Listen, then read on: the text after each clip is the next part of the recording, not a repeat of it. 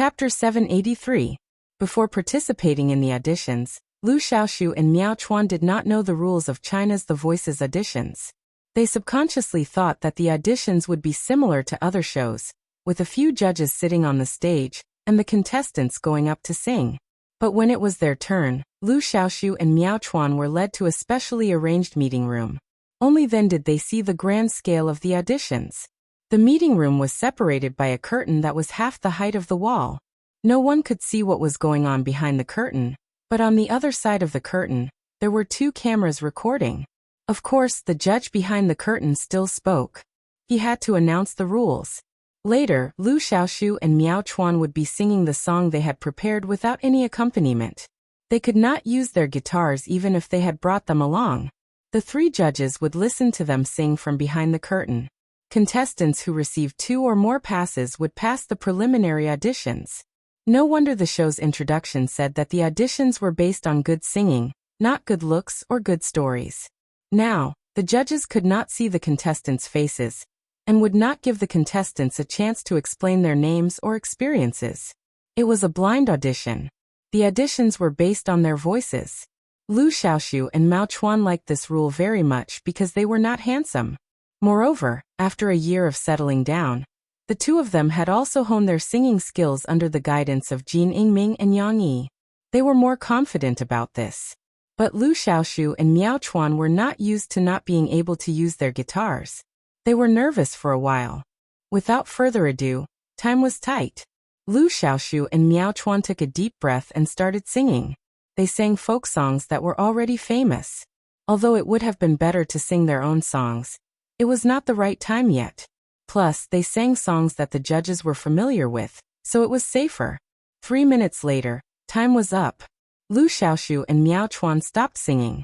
A staff member pulled open the curtain, and the 3 judges appeared in front of them, holding up their boards. 3 passes. It was just the preliminary auditions. This result was not something to be proud of. But Lu Xiaoxiu and Miao Chuan, who were so nervous just now, heaved a sigh of relief and smiled excitedly. "You're a group, right?" One of the judges put down his sign and said, "You sang well. Keep up the good work." These judges were hired through Beijing television stations' connections, and were experienced music producers in the industry. Although they could not compare to the 4 coaches behind them, they were people who understood music and the music market very well. Furthermore, they were very picky. Under their control, the auditions would definitely screen out many people whose voices and singing quality did not pass. Receiving their praise, Lu Xiaoxiu and Miao Chuan could be considered to be in a good mood. However, Lu Xiaoxiu and Miao Chuan, who did not know their identities, could only nod and thank them in a half-surprised and half-confused manner. Carrying their guitars on their backs, Lu Xiaoxiu and Miao Chuan looked at each other and sighed. The format of this program is really interesting. Lu Xiaoxiu laughed and teased. Fortunately, they don't choose based on looks. Otherwise, we might not have been able to pass so many tests. We've only passed the preliminary audition. We still have to go through 5 trials and kill 6 generals. Miao Chuan waved his hand blade and made a few chirping noises. Perhaps it was because he was happy that Miao Chuan, this wooden fellow, started joking. Then let's go through 5 trials and kill 6 generals. After all, we're people who have undergone so much training and toughening. Why would we be afraid of such a small challenge? Lu Xiaoxiu said confidently. The auditions for China's The Voice were held simultaneously in every provincial capital city in the country. After just one day, the media was already reporting about the program. Among the reports, some were arranged by China Star Production to create hype, but there were also quite a few true reports. After all, Yang Yi had successfully produced the Limit Challenge, the most popular variety show in the first half of the year. When he launched a new variety show, it naturally attracted a lot of attention. There were even quite a number of reporters who filled in the application list and personally experienced the auditions for China's The Voice. Therefore, the auditions for China's The Voice were soon exposed by the media. The program's producers did not go back on their word, and the new blind audition rules received a lot of praise. Of course, there were also many voices of doubt. Is China's The Voice really a blind audition or a show? Lack of criteria. How can the auditions be fair? This report questioned the selection criteria of the judges behind the curtains. It was only a pass or a fail. Overly subjective evaluations would cause many of the voice to fail in the auditions. Singing behind the curtains, how can the quality of the voice be guaranteed? This media outlet definitely did not go to the auditions themselves, and only made their judgment based on the words of others. They did not know that the so-called curtains were not the kind of curtains that completely covered the auditions. The sound could be transmitted through the space above the curtains. Other than these doubts, there were also media teasing. When the TV broadcast of China's The Voice, the scene would definitely be like this. The judges and contestants would be separated by curtains, and both sides would be having fun in the two worlds behind the curtains. Obviously, the excitement of the program would be greatly reduced. However, China Star Production did not directly answer this question. They would not reveal all their cards before the program was broadcast. It would only be interesting if they left some surprises behind. However, within 2 days, the media outlet reported that Chen Yijie would be joining the first season of China's The Voice as one of the 4 coaches. The resourceful reporter even received confirmation from Chen Yijie's manager. Chen Yijie was going to be a coach. Let's not talk about why he was going to be a coach and not a judge. The netizens were all excited. Although Chen Yijie had not officially entered the music industry in China, his fame and status in the Chinese music industry were unquestionable. Otherwise, when he held concerts in China, all of them would not be full houses. With such a top-notch singer, who could even be considered a god of songs as a coach, China's The Voice's level immediately rose. More and more people signed up for the auditions. Everyone wanted to ride on the starlight. However, there were also smart media outlets who quickly guessed. Since one of the coaches had chosen Chen Yijie, then the other 3 coaches would not be of low importance. Even if they were not gods of songs, they would at least be seniors who had dominated the music industry before. However, to hire these people as coaches, the remuneration would be very impressive. Some people guessed that Chen Yijie's worth was worth at least 30 million. Although it was not a simple addition, subtraction, multiplication, and division, the remuneration of these 4 coaches should be more than 100 million. This did not include the manpower and resources used for the nationwide auditions. Was China Star Production that rich? It was true. The media did not guess wrongly. Although Chen Yijie was invited by Yang Yi to join the show and his remuneration was discounted to only 20 million for a season, the budget of the entire show was as high as 200 million. Of course, this money was forked out by the sponsors, and the manufacturers had more information than the media. Just the first season's title sponsorship alone was snatched up by a mobile phone manufacturer for 150 million. Originally, Yang Yi wanted to leave it to Sahara Publishing House or Micro Broadcasting, but after seeing how crazy the other party was, he gave up on that idea. Other than the title sponsorship, there were also a lot of advertisements and product placements for sale. Beijing Television Station and China Star Production were naturally willing to spend money on this show. Of course, to Yang Yi, all these were just fleeting clouds. He left a game for others to enjoy while he leisurely prepared to attend Shishi's kindergarten graduation ceremony. Chapter 784. June 26th was the big day for Shishi to graduate from Springfield Kindergarten. The weather today was very good. The bright and beautiful sun shone through the dense treetops on the side of the road, leaving specks of golden light on the ground. A gentle breeze blew through the busy streets, as if sweeping away the irritation in people's hearts at this moment. A tall Hummer SUV stopped by the roadside. After a while, Yang Yi, who was wearing a casual suit, got out of the driver's seat, went around to the other side, and carried Shishi, who was sitting in the child's safety seat. Shishi was wearing a new sapphire blue dress today. It had an elegant white lotus leaf petal collar, and a contrasting white silk ribbon with gold edges tied into a beautiful bow under the collar. It looked very much in line with the current popular college style. With her hair tied up in a bun and the same sapphire blue hair ribbon with white spots, the elegant, beautiful, playful, and cute little girl appeared in front of everyone's eyes. Murphy also got out of the car with Tong Tong in her arms. Yang Yi took the 2 bags from her hands. The family chatted and laughed as they walked to Springfield Kindergarten. Along the way, many of Xishi's classmates and their parents greeted Xishi and Yang Yi. The adults all praised Xishi for her beautiful dress today. For example, Wang Shijuan's father, who used to be friends only after fighting, praised, "Now I feel that Xishi is already a big girl." Yang Yi also smiled and praised Wang Xiyun. Politeness demands politeness, and they talked cheerfully and wittily. But there were also some who spoiled the fun. When they were about to reach the kindergarten, a few reporters who somehow found out that today was Xishi's graduation day were already waiting there. As soon as they saw Yang Yi and Murphy appear, they excitedly surrounded them. "Yang Yi, when will the Shawshank Redemption start shooting? Is the great director Wu Yian as strict as the rumors say? Will you play a role in it? Murphy, you haven't appeared in front of your fans for a long time. They are very anxious for you. When will you make a comeback? Murphy, it's said that one of the 4 coaches of China's Voice has been reserved for you. Is the news true?" Yang Yi. Not only did the reporters not stop asking questions, but they also tried their best to squeeze forward. They did not care about other people's safety, and their microphones were waving in front of Tong Tong. Murphy used her body to protect Tong Tong, while she squeezed by her father's side, like a boat floating in the sea. Yang Yi frowned, his face turning gloomy. Why were the reporters so reckless today?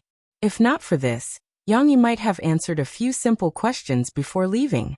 But since then he would not have let them. Make way. His voice was filled with anger. Of course, Yang Yi was not just joking. He stretched out 2 strong arms like a bulldozer to protect Mo Fei and Cici, and pushed away all the reporters on both sides in front of them. 3 reporters stood in front of them, while 2 reporters flanked them on both sides. However, their alliance was like a wall made of paper, easily broken with a single poke. Yang Yi stretched out his arms. They wanted to resist, but they realized that they could not withstand Yang Yi's terrifying strength, and were forced to retreat. Hey hey hey! There was a commotion. In the blink of an eye, Yang Yi cleared the path in front of him and led Murphy and Xishi through the entrance of Springfield Kindergarten. The unwilling reporters wanted to chase after them, but the security guards blocked their way. Yang Yi, it's fine if you don't want to be interviewed, but why did you hit people? A reporter shouted angrily, trying to get Yang Yi's attention and get some response. However, Yang Yi was different from other celebrities. He was not worried about the reporters writing nonsense. He and Murphy walked into the building with the children without looking back and disappeared from the reporter's sight. I've never seen such a tasteless celebrity. He actually hit people. The reporters looked away helplessly, and someone complained angrily. The other reporters looked at him as if he was an idiot, but did not say anything. The so-called hitting people was just a label that they put on Yang Yi. Now that he was gone, what was the point of saying it? How could they not know in their hearts whether or not they had hit someone? However, Yang Yi was really strong. The 5 of them could not stop him, which was a little embarrassing. Since they could not interview Yang Yi, they could only disperse, find a nearby restaurant to rest, and wait for Yang Yi to come out and try again, or give up the interview and go back with their cameras. The small disturbance at the door did not affect Yang Yi and the others' happy mood today. Even she was used to the appearance of those reporters. Anyway, with her father, the big meat shield in front of her, she was not afraid at all. Papa, are we going to give this gift to Teacher Mu, Teacher Shun and Teacher Kai? She asked as she walked up the stairs obediently with her father holding her hand. Perhaps it was because she was wearing a beautiful little dress, but today she became a lot more ladylike. She did not take the lead and skipped in front. Yes, but there's no rush. We'll see what happens. Yang Yi smiled slightly. She is here with her parents. At the door of the big class, Teacher Mu, who was also dressed up today, greeted Xishi with a smile. Hello, Teacher Mu. Xishi was beside her father and greeted Teacher Mu obediently. Go and hug Teacher Mu, Murphy said with a smile. Because she did not want to affect Shishi's mood, Murphy did not say the last half of her words. I'm afraid it will be very difficult to see Teacher Mu in the future. Teacher Mu squatted down and hugged the little girl who opened her small arms. Shishi's small body was as soft as her little dress. Hugging this soft little girl, no matter who it was inevitable that thousands of tenderness and love would rise in their hearts. Teacher Mu liked every child in the class, but if she had to say which child she liked and admired the most, it would be Xixi. This kind and cute little girl was smart and helpful. Which teacher wouldn't like her? Teacher Mu had a lot of emotions in her heart, but when it came to her mouth, only gentle advice was left. Xixi, in the future, when you go to primary school, you have to study hard and make more good friends. Then, when you have the chance in the future, come back and visit Teacher Mu, okay? Xixi could not understand the emotions of the adults at the moment, but she could still feel Teacher Mu's love and care for her. The little girl smiled sweetly and said, I know. Teacher Mu, let me tell you, Papa, Mom, and I have made a gift for you. Hearing this, Yang took out a simple box from his backpack and handed it to Xixi. Chapter 785. You even prepared a gift for me? Teacher Mu was a little surprised. Xixi hugged the box and smiled sweetly at Teacher Mu. Hee, that's right, Teacher Mu. I made it with Papa and Mom. Papa and I even went to the seaside to dig up seashells. We dug up a bucket, so many. Teacher Mu listened patiently. Finally, she saw Xixi take out the brush holder she made. It was very stunning at first glance. Although it was still made of curled bamboo mats, a lot of effort had been put into the decoration of the outer layer. It was done exquisitely and beautifully. Murphy used pink lace to glue a circle around the edge of the top opening of the brush holder. She even carefully pinched the wavy curls, making it look like undulating pink waves. There were 2 rows of fine words written vertically on the front. Yang had helped Xixi write this, but Xixi's signature was written by herself. Other than the words, on the other side, there was a drawing of a beautiful sheep smiling happily while covering its face.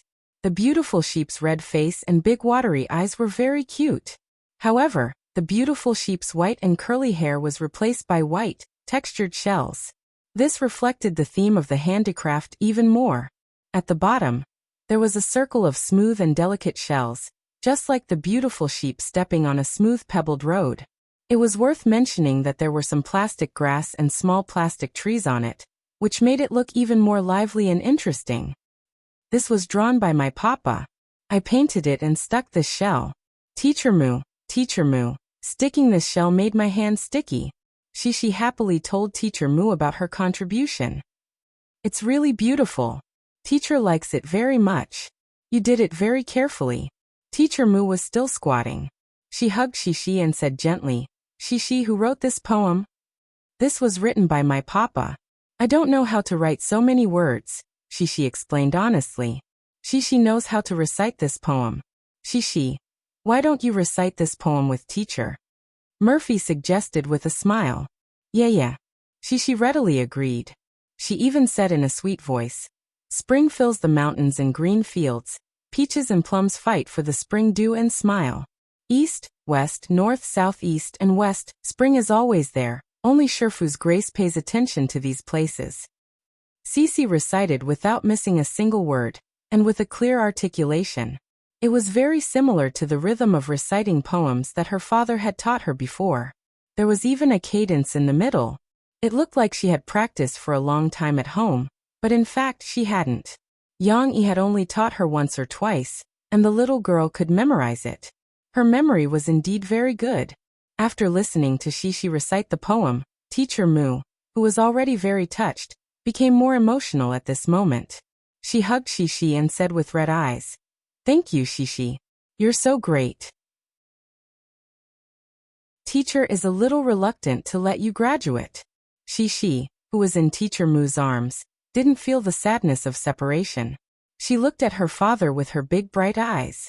There was a happy smile in her eyes as if to tell her father, Teacher Mu likes my gift very much.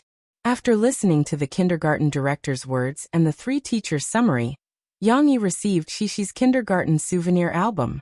The souvenir album contained the selected photos of Xixi's class in the past 2 years, some articles and memories of the 3 teachers, and so on.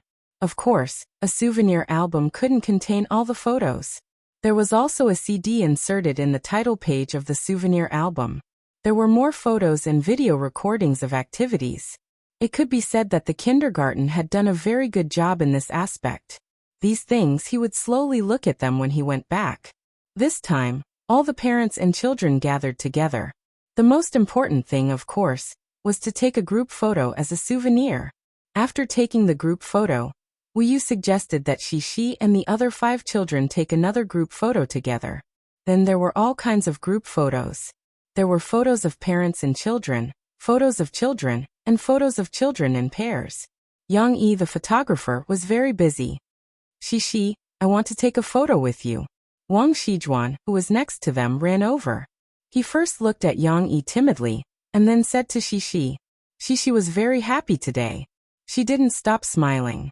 Wang Shijuan's request naturally wouldn't be rejected. The little girl nodded and said, "Okay. Then you all stand under this tree. I'll take a photo for you." Yang Yi held the camera and directed. Wang Shijuan was a little naughty, but he was quite honest when taking photos. He stood side by side with Xixi, and he didn't hold Xixi's hand like Lan Xian and the others. Although he was a little uncomfortable, he still raised 2 fingers and smiled, revealing his mouth that was missing 2 front teeth. After Wang Shijuan finished taking the photo, before he had time to say anything, his sister ran over. "Wang Shijuan, what are you doing?" Wang Xian asked loudly. "I'm taking a photo with Xixi," Wang Shijuan said. "Then I also want to take a photo with Xixi," Wang Xian said as if she wanted to snatch her brother's toy. Well, Yang Yi took another photo of Xixi and Wang Xiyun. After the siblings left, Xixi excitedly pulled her father's arm, wanting to see the results of the photo. Unexpectedly, another boy ran over. "Xixi, I want to take a photo with you. Can I?" "Okay." Yang Yi and Murphy looked at each other and smiled bitterly. They didn't expect their daughter to be so popular. Xixi took a photo with almost every child in her class. However, there was a small episode in the middle. Little Belle, who was Dingling, took her father's hand and came over to take a photo with Xixi. After taking a photo with Xixi, she looked at Yang Yi eagerly. "Uncle Yang, can I take a photo with you? There's something between us?" Although Yang Yi and Murphy were also asked to take a photo together, those were parents who chased after celebrities. The children all went to take photos with Xixi. Yang Yi froze for a moment and smiled. Of course. Dingling's father took over the camera. When Yang Yi taught him the position of the buttons on the SLR, he smiled and said to Yang Yi, "Dingling has always liked you. Last time, she went to your studio with her classmates to record a song. When she came back, she kept talking about how good you are. Even I, as her father, was a little jealous." Yang Yi touched his nose and smiled awkwardly. When taking photos, Yang Yi also felt Dingling's love for him. Yang Yi hugged her, and she also hugged Yang Yi's neck, revealing a rare bright smile. Yang Yi could actually understand why Dingling liked him. She doesn't have a mother, so she's quite pitiful. Her father is probably the typical kind of father who doesn't know how to cook and is busy with work. Yang Yi looked at the lively figures of the children and whispered to Murphy. Perhaps it was because Yang Yi, who could cook and had a good temper, satisfied her desire for the role of a mother, so Dingling liked Yang Yi as if she wanted to have a mother. That's quite pitiful. You should persuade her father to find her a mother. Murphy's soft heart was touched. I'm not familiar with her father, and we haven't spoken much before. So forget it. This is her family's matter. Let them deal with it themselves. Yang Yi sighed softly and shook his head. After the commotion, Springfield Kindergarten returned to normal. After leaving Springfield Kindergarten, Xixi followed her father and embarked on a new journey. Chapter 786. San Francisco International Airport, California. Mo Shawan, who was wearing sunglasses, sat on a chair in the waiting room. Her long legs were exposed under her tight skirt. Even though she had an Asian face, her hot body and proud temperament attracted many people's attention. Sister Shawan, Sister AI said that there are media reports that Mr. Yang hit a reporter. The assistant beside her came over with her phone. It had to be said that other than her own secretary, Mo Shawan had a few assistants with her. It was not that she was more famous than Yang Yi and Murphy, but these assistants were originally arranged for Yang Yi and Murphy. There were makeup artists, hairstylists, personal assistants, and so on. However, Yang Yi and Murphy were more eccentric. They did not like to bring a large group of people with them. Even if they went out to record a show, they preferred to be alone as a family. At most, they would ask Mo Xiaowan to come along. This way, they would be less of a target. Therefore, Mo Xiaowan could only bring these assistants with her. When Yang Yi and the rest needed them, it would be convenient for them to be sent over. Mo Xiaowan took off her sunglasses and glanced at the report on her assistant's phone. She nodded lightly and said, "I know about this. Those reporters almost bumped into the child, so Yang Yi pushed them away. He did not hit them. He was just protecting the child. Ask AI and the rest to clarify on microbroadcasting. If necessary, send a lawyer's letter to those news agencies." The assistant nodded and took out her phone to deal with work. "Is there any trouble? Do you need my help?" A white man sitting opposite her asked. Mo Xiaowan nodded at him and smiled. "Thank you, Wilson. It's just a small matter in the country." Yes, the man sitting opposite Mo Xiaowan was Wilson. Mo Xiaowan came to the United States early this time to help Yang Yi with the matters of opening a small company in the United States. Wilson had already resigned from his job at Treasure Management and became Yang Yi's first manager in the United States. They didn't have to wait too long before Yang Yi's family arrived at San Francisco International Airport. Among the crowd that came out one after another, Yang Yi, who was holding Cece, who had not yet woken up, and Mo Fei, who was holding little Momo, who had slept and eaten enough, and was looking around curiously, appeared in Mo Xiaojuan's vision. After a simple greeting, Yang Yi looked at Wilson, who was standing behind Mo Xiaowan, and looked a little nervous. Wilson was still more eye-catching. He quickly said what he had practiced in private many times. "Yang, welcome to the United States." "Thank you, and welcome to join us."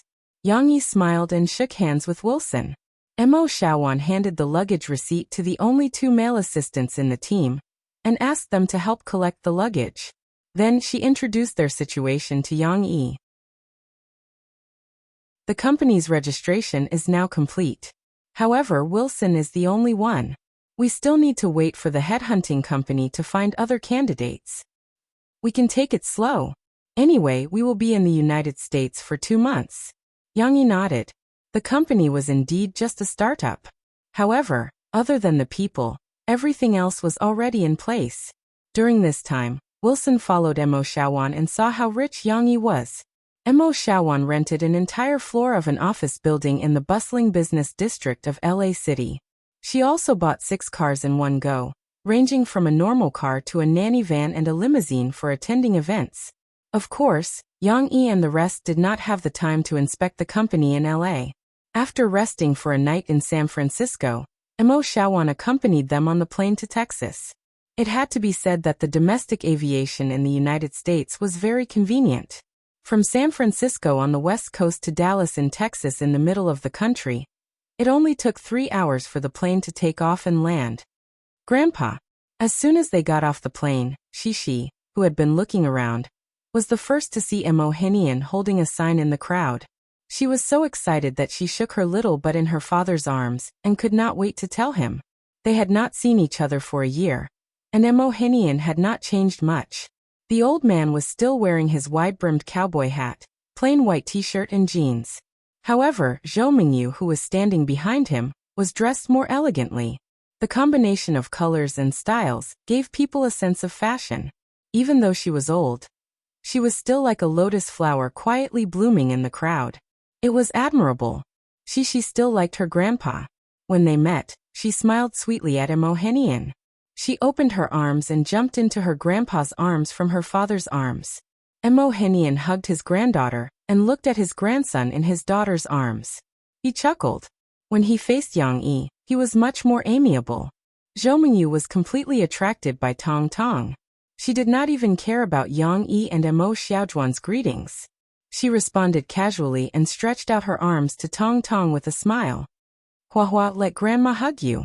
However, Tong Tong was more shy than before. He was no longer like when he was young, and could not be fooled with a pacifier. When he saw his grandmother, who he did not know, reaching out her arms, he turned his head and hid in the depths of his mother's arms. "Let Grandma hug you, okay?" Murphy persuaded softly. Of course, Tong Tong would not reply. He still did not know how to speak. Therefore, Murphy looked at his expression and passed him into his mother's arms. Zhou Mingyu hugged her grandson. The little guy was chubby. When she saw him, Zhou Mingyu's face lit up. However, Tong Tong did not like to be hugged by strangers. He reacted quickly. He turned his head to look at his mother. When he realized that his mother had no intention of taking him back, he pouted and blinked his eyes. Large drops of tears fell from his eyes. "Io, why are you crying? Don't cry. Good boy." Zhou Mingyu quickly comforted him. However, it was useless. Tong Tong opened his mouth and cried. He was so sad that it was as if he was really abandoned by his mother. Zhou Mingyu helplessly returned Tong Tong to Murphy. Miraculously, after returning to his mother's embrace and being coaxed by her, the little fellow's crying stopped within a few seconds. He just pursed his lips in grievance. Within half a minute, his tears also stopped, but there was still some lingering fear in his heart. Little brother doesn't like to be hugged by other people. Papa and I can do it. She explained to her grandmother in her grandfather's arms. There's no such thing. He's trying now. He's not familiar with Grandma. Mom, you can go back and play with him for a few days. After you're familiar with him, he'll be happy to be hugged by you. Murphy said with a smile. It's okay. It's good that you're back. Stay at home for a while. Zhou Mingyu happily held Murphy and Yang Yi's hands and said, phone calls and video calls. Now that technology was so advanced, Mo Fei had a lot of communication with her family. However, there was still a long distance between them. Now that Zhou Mingyu saw Murphy and saw that she and Yang Yi were doing well, she was relieved. Alright, stop wasting time here. If you have anything to say it when we get home. Mo Henian waved his hand. Chapter 787. His father-in-law's farm was not in the cow market. It was in the west of the cow market, near a small town called the Grassland. It was similar to the movies. The small town did not have tall buildings like the cities. Most of the buildings were made of wood. However, even though it was a small town, it had all kinds of facilities. There was also a small hospital. There were even 2 modern supermarkets. These supermarkets did not only serve the residents of the small town. The people from the surrounding farms would also drive their pickup trucks here to make purchases. There were no vegetable markets in America. Food, daily necessities, farm tools, and farming machinery could all be bought in the large supermarkets. Hey Mo. Mo Henian drove the jeep through the town. A middle-aged man dressed like a cowboy recognized him. He put his hands in his mouth and whistled loudly to greet him. Hey Beria, why are you here? Mo Henian nodded to the man and slowed down the car. I'm here to meet my son-in-law. It's his first time here. Murphy turned to Yang Yi when she heard the commotion. That is Uncle Beria. He is the owner of the farm next door. He is Latino. I heard that his ancestors came here 400 years ago. Your son-in-law. Who is he? That Beria laughed heartily at Mo Henian. Hello. Yang Yi rolled down the car window and greeted him. Uncle Beria, my name is Yang Yi. You can call me Leon. Not bad, not bad.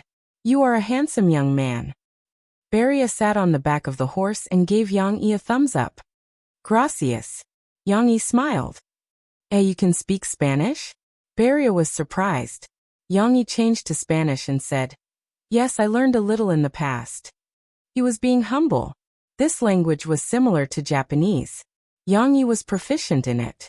Not only could he speak and listen, he could also write some simple articles in Spanish. The admiration in Beria's eyes for Yang Yi became even stronger.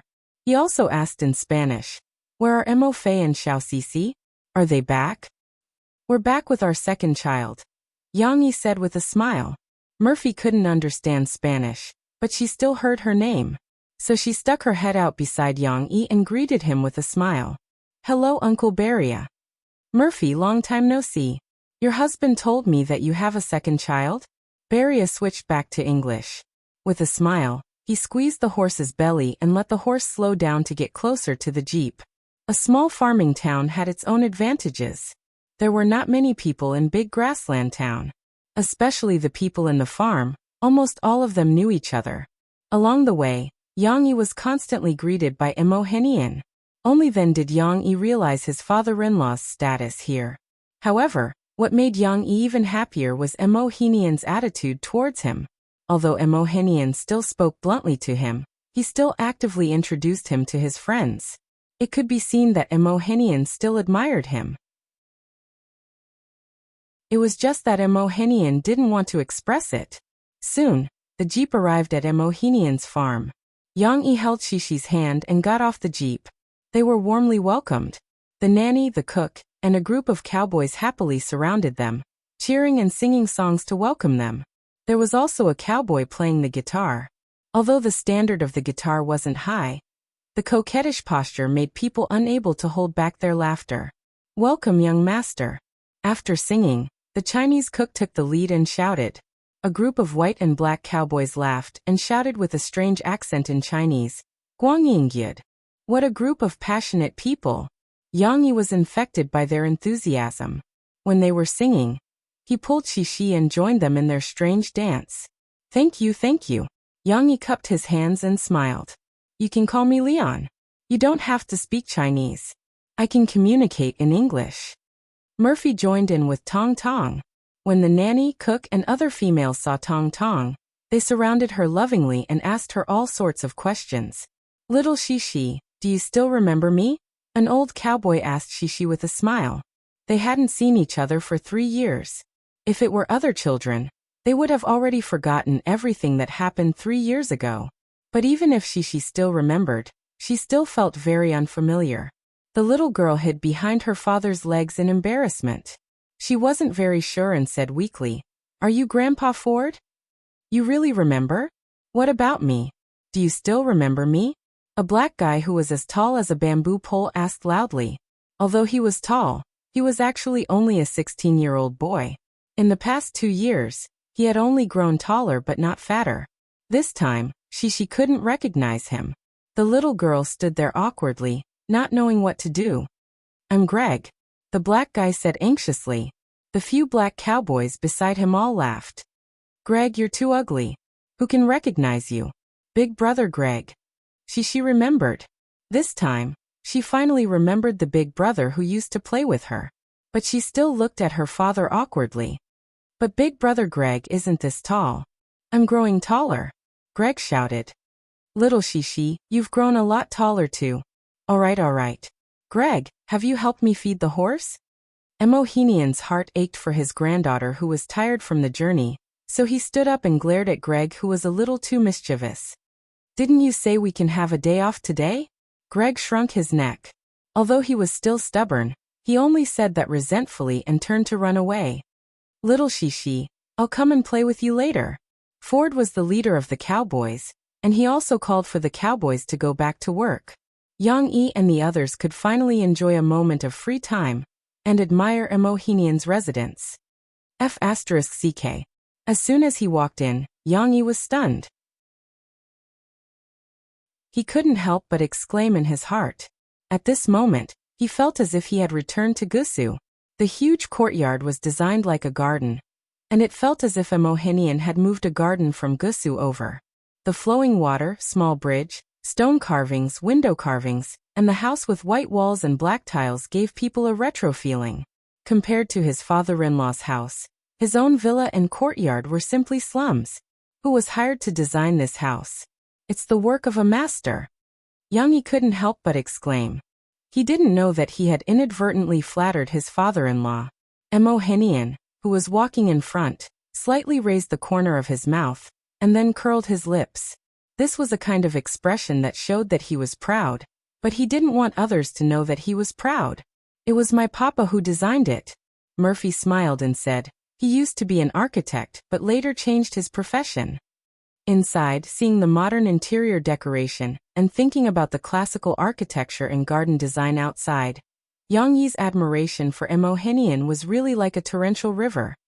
"You guys go to the room to tidy up, and come down to eat after changing your clothes." Zhou Mingyu smiled and arranged for them. "Yang Yi, when you come to our place, you don't have to think about cooking. We have people who specialize in cooking. Come over and have a good vacation with Murphy." "Okay, I'll listen to your arrangements." Yang Yi nodded. "See, my mom is good to you, right?" Murphy bumped Yang Yi's shoulder and giggled. When Emohenian saw this, he said unhappily, "What vacation? Yang Yi, when you're free, come work with me and herd the cows. You've always lived in the city, and now you should experience the life of an American farmer."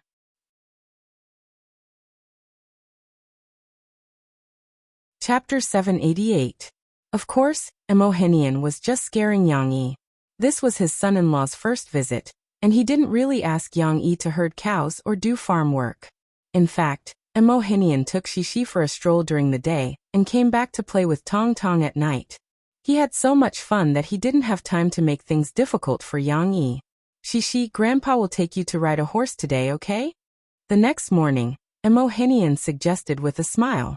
"This year, Grandpa bought a batch of ponies. Your Grandpa Ford has already trained them. You can go and pick a pony that you like." "Really?" The little girl looked at her grandfather in surprise. She also liked horses because they looked very beautiful. Compared to other livestock except for little sheep, horses with big faces and elegant long hair were more in line with Shishi's aesthetic standards. "Really?" Emohenian nodded affirmatively and looked serious. "There are all kinds of colors. Grandpa wanted to help you pick one, but I think you'll find one that you like.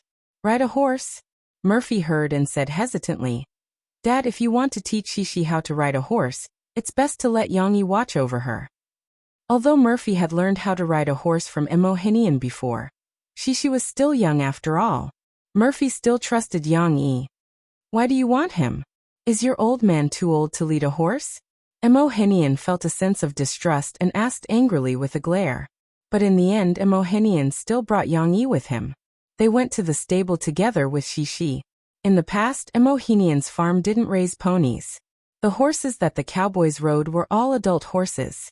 However, the price of horses had been rising in the past 2 years, so Emohenian bought a batch of ponies to raise them and sell them for a good price. "Wow, so many horses. But Grandpa, why aren't there any ponies?" Cece walked into the very clean stable. She was both happy and scared. She held her father's hand tightly and looked at the tall horses in the pen one after another.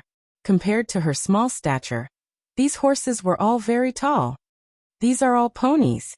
They're only a little over a year old and haven't matured yet," Emohenian explained.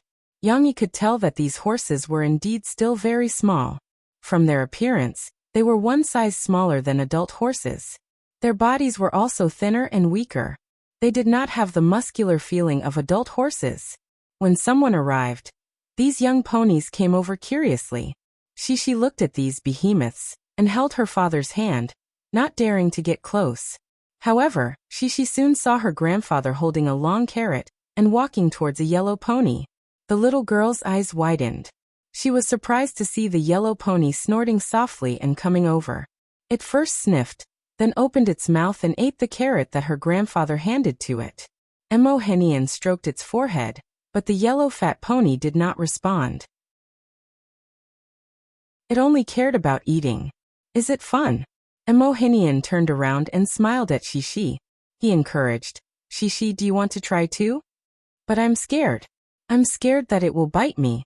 Shishi looked at the pony eating the carrot with envy, but the fear in her heart did not disappear. The current situation was that they did not know who was watching. A group of ponies gathered in front of the stable, breathing heavily as if they had smelled the carrot. They paced around restlessly.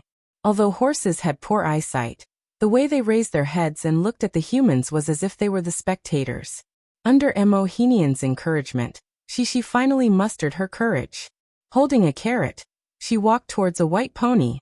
However, she wanted her father to hold her other hand. With her father by her side, she would have some confidence to approach these behemoths. Feeding a horse was a magical feeling, especially when this white pony used a pair of gentle and weak eyes to look at her. She felt her little heart pounding. She liked it a lot, but she was also a little scared.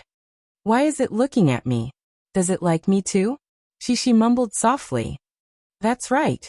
It likes you too," Yang Yi said gently. The white pony opened its mouth and bit the carrot with its thick lips. Although they were far away, Shishi was still frightened and hurriedly dropped the carrot. Before the carrot fell out of the stable, the white pony had already caught it in its mouth. It ate it with relish. Papa, it ate the carrot I gave it. Shishi did not feel regretful. Instead, she turned her head to look at her father happily. You try to touch it too? Yang Yi demonstrated. He gently touched the pony's forehead to encourage the little girl. Shishi mustered her courage and timidly touched the big long face. However, there was no problem. The white pony chewed on the carrot, and did not forget the person who dug the well while drinking water. It even obediently came over, and let the little girl touch it. Wow. Shishi did not know how to describe it. Her face was full of joy. The feeling of touching a pony was wonderful. She also felt a sense of accomplishment when she overcame her fear. At the same time, in California, in the OK City across the sea from San Francisco, several people carrying cameras approached a bearded man who had just gotten out of a car and was about to walk to his house. The person in the lead said, "Jermaine Lee, you need to start running away immediately." This was not a Chinese person. In the United States, Lee was also a relatively common surname. Jermaine Lee was also a white man. So sudden? The man who looked to be in his 40s was a little surprised. However, he did not waste any time. He quickly quickened his pace and ran home. At his house, his partner, Hill, was also notified. Hill was younger than Jermaine. He was Jermaine's relative and was temporarily living with Jermaine. You two have 1 hour. After 1 hour, the hunters will start chasing after you, the visitor said ruthlessly. Jermaine and Hill did not say anything. Before this, they already knew the rules of the game. So, they quickly packed up their things and said goodbye to their families.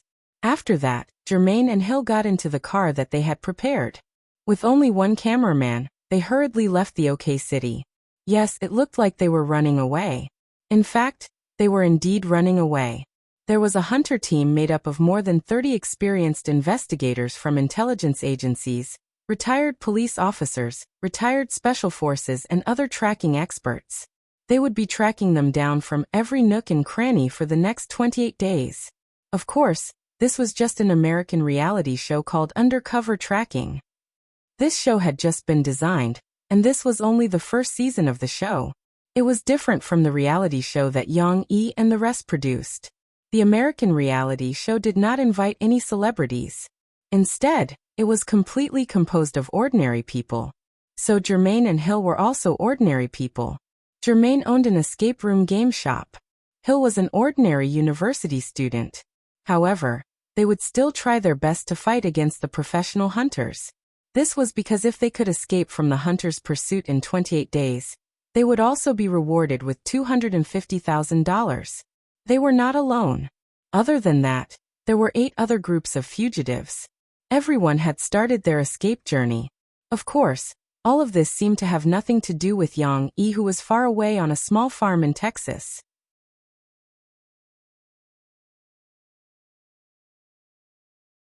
Chapter 789. There were more than 20 ponies in Grandpa's stables, and more than 10 adult horses. Shishi looked around and was dazzled by the choices. There were too many horses. Even though Shishi only needed to pick ponies, it was still difficult to choose. Most of them were ponies with the common red hair. The difference in their hair color was relatively small. The main difference was the color of their faces and legs. Some of them had a white mark from their forehead to their nose. Some of them had a white gradient under their mouth and near their eyes. There were also some whose hooves were white. Apart from these horses, there were also dark ponies. They had black manes and tails, and their bodies were more brown. Grandpa, do these ponies often bask in the sun? Shishi asked as she pointed at the dark ponies. Bask in the sun? They are often chased out by old Ford to move around and eat fresh grass. Emohenian didn't understand. He explained the details of raising ponies to Shishi. Shishi nodded as if she suddenly understood. She said innocently, "Then Grandpa, you have to put some sunscreen on them too. They're all tanned." Yang Yi, who was following behind the old man and Cece, finally understood. He couldn't help but laugh. Shishi was such a fool. She actually thought that the dark ponies were tanned by the red ponies in front. Emohenian also understood. He didn't know whether to laugh or cry as he rubbed Shishi's little head and said, "According to what you said, This pony is exposed to the sun every day? Emohenian and Shishi pointed at the only dark pony at the back. This dark pony was covered in light black hair. Although it wasn't pure enough and the color wasn't shiny enough, in Yang Yi's eyes, this dark pony was still very handsome. It was low-key, reserved, and domineering. However, Emohenian still underestimated Shishi's ability to make connections. The young lady shook her head seriously. She pointed at the dark pony and the dark pony and said, "That's not it. It's a dark pony. He was the one who was tanned. Greg's dark too, but he's not tanned. He told me he's black." How could his daughter have such deep knowledge? Yang Yi was dumbfounded. In the end, Shishi still chose the white pony that she had fed the carrot to. Although it was a white horse, it was not completely white. There were still many black spots on its body. After all, purebred and pure-colored horses were too expensive. Emohenian would not waste money on horse fur. However, this white pony was exceptionally docile. It seemed to like Shishi, who fed it the carrot. When Shishi leaned over again, the little fellow moved its head closer again. It rubbed against Shishi while breathing heavily, as if it wanted to remember Shishi's scent. Horses are animals that smell and hear, but their eyesight is very bad. Shishi also liked its intimacy. She let go of the fear in her heart and giggled. She hugged the pony's head and patted it carefully. Yang Yi still felt a little regretful that his daughter did not choose the dark pony that he liked very much. Instead, she chose this ordinary-looking white pony. This morning, Shishi fed the white pony. She pulled the reins and led it for a stroll on the grassland with some shade beside the small forest. Although old Ford had arranged for them to put a saddle on the white pony and let Shishi try to ride it for a few minutes, the white pony was not familiar with Shishi yet. Old Ford still wanted to be cautious and let Shishi build a deep friendship with the white pony first before slowly teaching Shishi how to ride. On the way back to his grandfather's villa, Emohenian did not follow them. He rode the pony to watch the cowboys work. Yang Yi held his daughter's hand alone and walked slowly with her. He asked, "What name did you give it?" Shishi had a lot of fun. This was a very new experience. The little girl was reluctant to leave her white pony and talked about it all the way. After hearing her father's question, Shishi thought for a while and said crisply, "I want to call it Little White because it's white. It's also very small. Papa, Little White is only 1 year old. It's about the same age as little brother. It's still a little different from little brother. The age of a horse is 6 years old for us humans."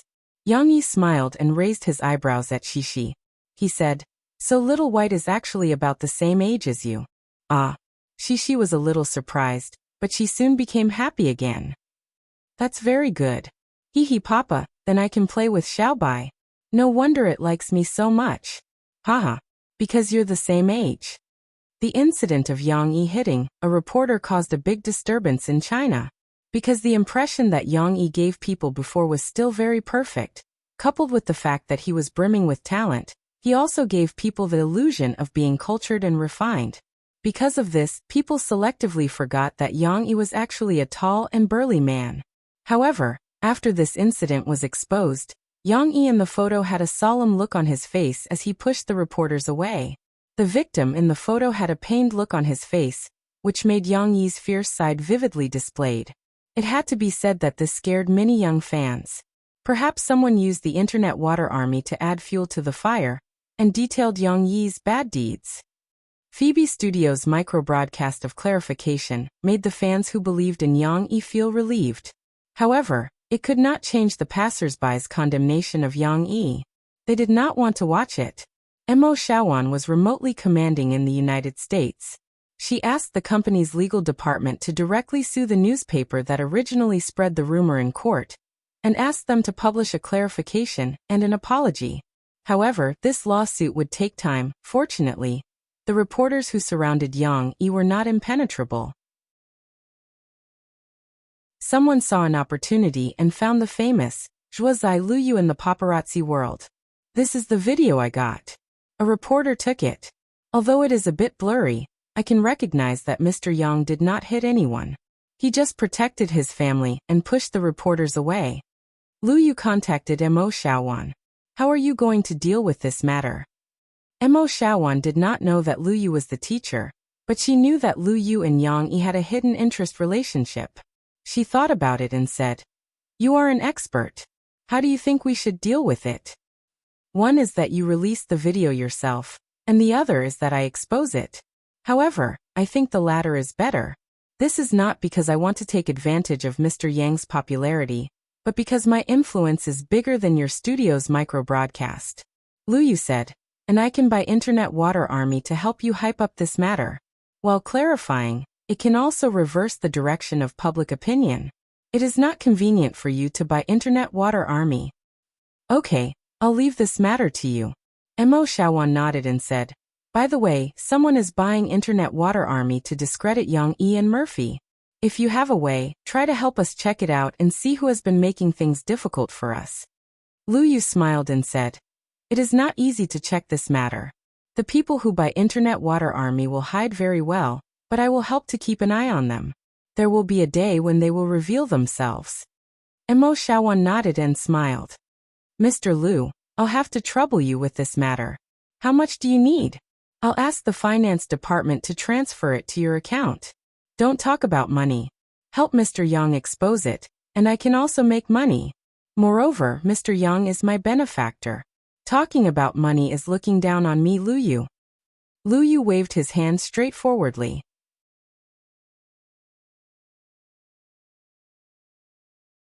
Chapter 790. Yang Yi's micro-broadcasting had not been updated for a while. Some media speculated that Yang Yi was trying to avoid the limelight and handle this matter in a low-key manner. That was why he did not personally speak out about this matter. How could they know that Yang Yi was just busy going abroad and did not have time to update his micro-broadcasting? A few days after Mo Xiaowan and Lu Yu communicated, under Lu Yu's manipulation, the public opinion changed dramatically. There was a video that proved that Yang Yi did not hit anyone. It also proved that he pushed the reporters away just to protect his family. This made many onlookers switch sides and support Yang Yi's approach. To protect his wife and child, there's nothing wrong with beating up these unscrupulous reporters, let alone pushing them away. I'm very unhappy watching this. In this video, our little angel Shishi is squeezing beside her father's leg. These people kept crowding over and almost stepped on Shishi's foot.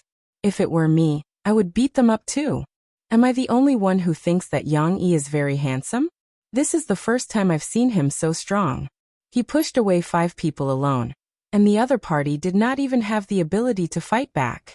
A person who can protect his wife and child is really too handsome. After the video was exposed, there were many passers-by who became fans. However, the public opinion on the internet quietly changed. People's attention on Yang Yi gradually decreased. The topic of discussion gradually turned to how to regulate the behavior of entertainment reporters. Although this discussion was meaningless, there were still many celebrities who quietly expressed their opinions. A few days later, when everyone thought that Yang Yi's storm had passed, in the middle of the night in China, Yang Yi quietly updated his micro-broadcasting again. "Hee, let me record this. Our old Yang family also has a valiant and formidable female knight today." Between the words, Yang Yi did not mention the previous storm of public opinion at all.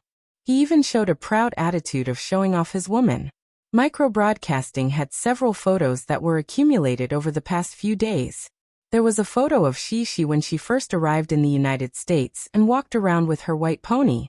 There was a photo of Shishi riding on the pony under the care of her grandfather and Grandpa Ford. There was also a photo of Yang Yi carrying Shishi on a tall pony. Of course, the best photo was taken by Yang Yi just now. After so many days of practice, Shishi had mastered the basic riding skills and had a tacit understanding with her white pony. In the photo, Shishi was wearing blue jeans and a pink t-shirt. Although she was not wearing a cowboy hat, she was still wearing the classic red cowboy scarf and had a long ponytail. She looked like a cool cowboy. In the photo taken by Yang Yi, Shishi was holding the reins and riding the white pony towards her father on the grassland. After Shishi's movie, The Fugitive, was released, although Yang Yi rarely posted photos of Shishi's front, if he did, he would not Photoshop Shishi's face. Therefore, this time, the handsome and charming cowboy girl in the photo revealed her delicate and beautiful little face. Shishi looked at her father and smiled brightly. This smile was like a touch of gentleness embellished on her valiant appearance. When these photos were posted by Yang Yi, the fans were instantly excited and started to comment. This is the benefit of the cultivation community. Instead of sleeping in the middle of the night, you can actually see my little angel, she. Father-in-law, where did you kidnap my wife? She hasn't updated micro-broadcasting for so many days. Our she is amazing. She even knows how to ride a horse. And looking at the last photo, she's riding quite well. Is she going to participate in the Olympic Games? My little knight? Great, she is so beautiful no matter how she dresses up. She's so cool. I'm a girl, but I'm fascinated by she. What should I do? Why are there foreigners in tour? They're dressed like cowboys. Did she go abroad to play after graduating from kindergarten? Many fans were very curious about where she learned to ride a horse. It had to be said that the power of the people was endless. The next day, before the media reacted, some fans dug up some news from the media when Yang Yi and Murphy got married. He took a screenshot and posted it in the comments. In addition to the foreigner in tour, the cool old cowboy in the photo with Shishi is Shishi's grandfather. He appeared at Yang Yi's wedding before. Some media outlets have revealed Mo Fei's background. Her mother was a small-time celebrity in Hong Kong. Her father was an architectural designer in California at that time, but later, according to Hong Kong media reports, it was said that he changed his career and bought a farm in Texas to be a farmer. With all this information, plus the fact that Yang Yi posted micro-broadcasting in the middle of the night, it's not difficult to speculate that Yang Yi and the others should be on vacation at his father-in-law's farm. It's not surprising that she learned to ride a horse there. Besides, I have to say that Old Master Mo is really cool. It's the first time I've seen an Asian dressed like a cowboy. Under this comment, a group of fans expressed that they wanted to kneel down to this master of deduction. He was able to dig up so much information. The media reports in China in recent years could indeed be found on the internet. However, the news that Zhou Mingyu's husband became a farmer was from more than 10 years ago. Moreover, it was from an inconspicuous tabloid. This person was indeed very resourceful to be able to find that information. In the domestic entertainment industry, people placed too much importance on the status of stars and overestimated their role as idols. In the words of many seniors, they were becoming more and more impetuous. Yang Yi's simple micro-broadcasting of Shishi's daily life could attract a lot of media attention and reports. However, at this time, another person who was also impetuous became more grounded. At the Beijing Film and Television base, Yang Huan and Ding Xiang were talking to an assistant director who had been invited by the group to talk about her playing a minor role. Yang Huan, can I call you Sister Huan? You're really making things difficult for me. The assistant director said with a wry smile. You're a big star, and you're playing a minor role. If others know, won't they scold me for being blind? It's not a minor role. Isn't it a special guest? Yang Huan said with a smile. Don't call me Sister Huan. I'm younger than you. But you're a big star. So what if I'm a big star? I'm not a big star. In the industry, I'm still a newbie. You're a senior, and I still need your guidance. Yang Huan said with a smile. Filming The Ultimate Challenge was indeed a good training. With a group of old foxes, as well as the cunning Zhu Jie and Guozi, Yang Huan's EQ had improved a lot. No, I really can't. I'll be scolded to death. The media will definitely report that we're using a great talent for nothing. Our director will also scold me. The assistant director said with a wry smile. How about I ask the management to give you a big role? However, it's not easy to change the roles now.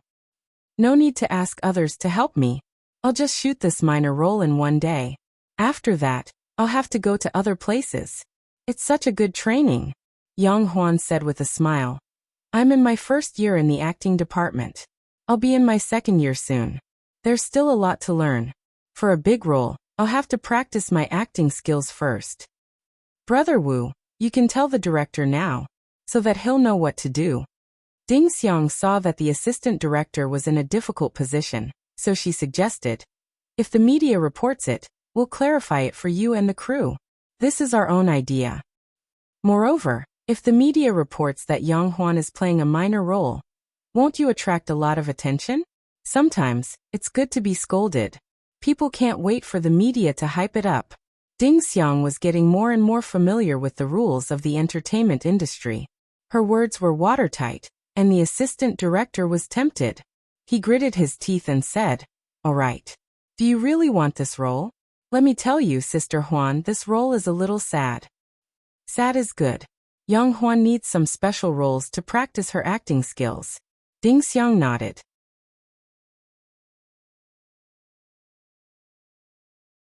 Chapter 791. Early in the morning, the sun had just driven away the green mist in the fields and illuminated the land. Next to the Mo family's barn, a girl with long hair wearing a headband ran past while giggling. Behind her was a Great Dane with long legs. The black cowboy Greg was arranging the hay drying in the open space beside the valley. When he saw Shishi running past, he grinned and called out, "Hey, good morning, my princess. Are you going to play with your pony so early in the morning?" Mo Henian was the proudest that Shishi had learned to ride a horse. These cowboys, who were like family, finally recognized Shishi. They no longer treated her as an ignorant little girl, but as their companion.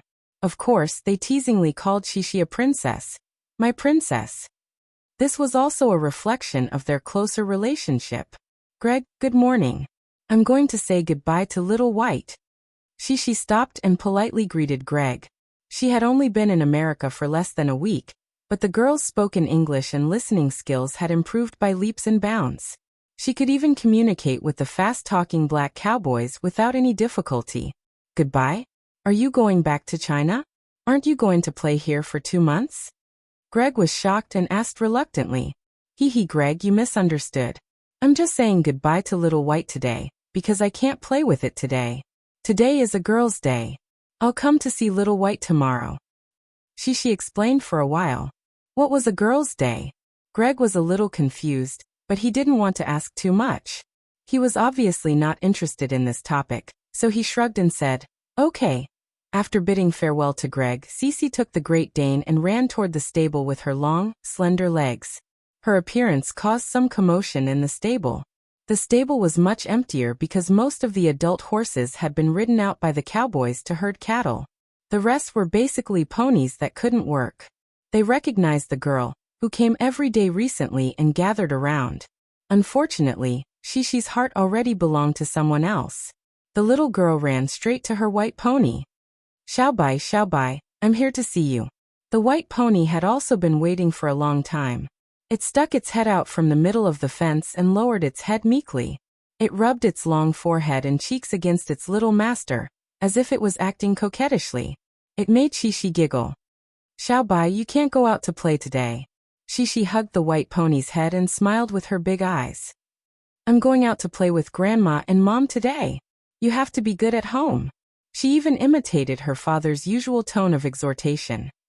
"All right. This carrot is for you." Shishi played with the white pony for a while, then turned around and took out a carrot from the plastic bucket on the side, and handed it to the pony. The white pony especially liked to eat carrots. Of course, all horses liked this sweet food. After it held the carrot in its mouth, its upper lip turned up, and its nose even puffed. Obviously, it was in a very good mood. As if they smelled the food, the other ponies snorted and paced around anxiously. When Cece saw this scene, the kind little girl's heart softened. She struggled to lift the plastic bucket and fed the carrots to the other ponies while muttering in a low voice, "Well, these are for you guys too. Be good and listen to me." Shishi, who went to feed the ponies early in the morning, returned home just in time to wait for her grandfather, who had finished his work, to come back. Everyone had breakfast together. "I just met Pariah. He said that we will form a team and go hunting in the forest in the west in a few days." Mo Henian grabbed a big piece of cake and said excitedly, "In the past 2 years, the number of wolves in our state has increased rapidly, which has a great impact on the rare species in the forest. The Department of Natural Resources has issued a notice that we are allowed to hunt coyotes freely. If there are more of them, when there is nothing to eat in winter, I'm afraid they will come to the farm to harm us." As Mo Henian said, he turned his head to look at Yang Yi and raised his eyebrows. "Yang Yi, when the time comes, do you want to come with us to broaden your horizons? You won't be afraid, right?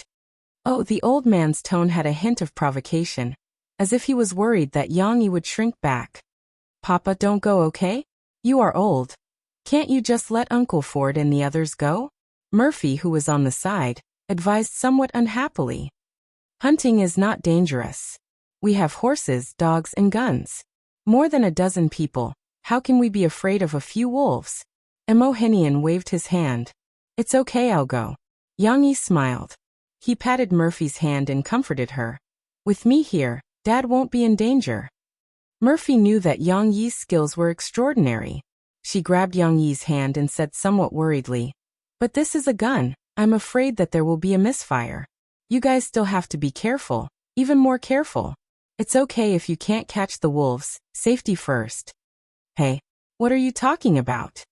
Emohenian was very unhappy with Yang Yi's words.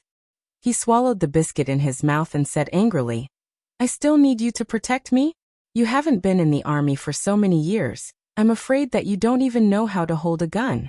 I'm afraid that us old men still have to protect you. Speaking so arrogantly. Yang Yi smiled and did not talk back to his father-in-law. Don't try to be brave. How old are you already? You always rush to be the first to do anything.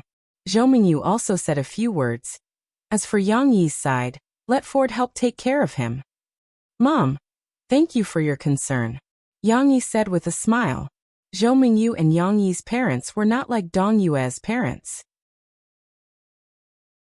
Dong Yue was the one who kept Yang Chonggui's word at home, but Zhou Mingyu could not be tough.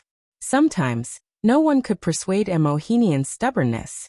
Sitting at the table, Shishi kept blinking her big eyes. She was eating breakfast while listening to their conversation.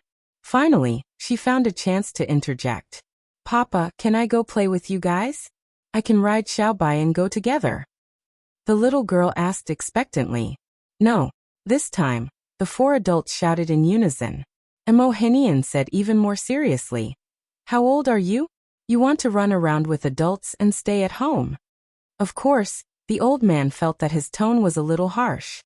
He pretended to be relaxed and said, Of course, you can still play with your grandfather today. We'll take Xiaobai to see Nyonyo, okay?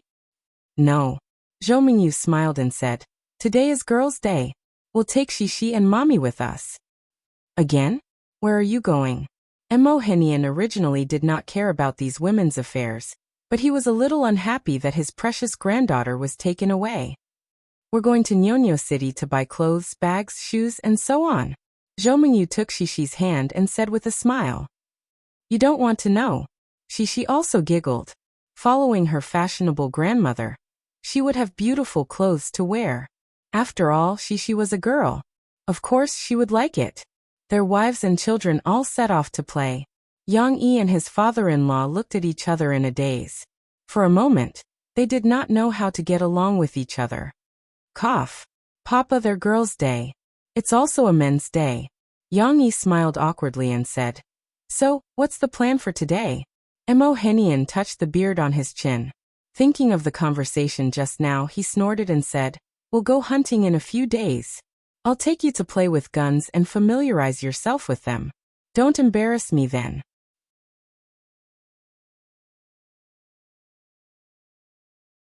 Chapter 792. Should he show some real skills to his father-in-law? That way, he wouldn't be underestimating him. Sitting in Emohenian's jeep, Yang Yi pondered in his heart. What kind of guns did you play with in the army? Rifles? Pistols? Or a machine gun? Emohenian asked casually. They were heading to the shooting range of the biggest gun club in Big Grassland Town. There were more types of guns than gun shops and supermarkets, and they could experience shooting different types of guns. I've played with all of them, Yang Yi answered simply. When he was in Battle Wolf, his predecessor had even trained with heavy machine guns on tanks and even artillery shells. Emohenian's question was too childish. Of course Yang Yi thought it through. He didn't show off in front of his father-in-law. If he showed his qualifications, Emohenian would know that he wasn't an ordinary retired soldier, and he wasn't a pushover. However, there didn't seem to be any benefits in slapping his father-in-law's face. When they arrived at the shooting range, Yang Yi realized that this shooting range was a little interesting. One part of the shooting range was indoors, and they had to wear headphones to shoot. Another part of the shooting range was built in the wide and open countryside. Not only could they shoot target paper, but they could also shoot various objects, bottles, apples, and so on. Emohenian was obviously a regular at this gun club. When he came in, the manager greeted him warmly. At the door, there were a few fashionable old men in shorts and polo shirts shouting, "Emo, your cows." These fashionable old men looked like they had just come back from playing golf. They chatted with Emohenian cheerfully. Originally, they had played enough and were ready to go back. Now that they saw Emohenian, they put their arms around each other's shoulders and excitedly prepared to go back for another 500 rounds. Originally, Yang Yi thought that these old men were like Beria and Emohenian, farmers nearby. However, when Emohenian introduced them to him, Yang Yi found out that they lived in town and did different businesses. Some ran supermarkets, some ran bars, and some sold cattle and sheep. However, they mainly did it in the nearby Arlington city. Pick a gun and see what you want to play with. Emohenian's face was cold, but his heart was warm. He didn't neglect his son-in-law just because he saw his friend. He handed over the gun list and showed it to Yang Yi. Pick one to practice first. You can change later if you want to try something else. The names of the guns in this world were very different from those in Yang Yi's previous world. Yang Yi took a few glances and picked an automatic rifle that looked like an M16. As Yang Yi was a newcomer, he couldn't use the gun on his own.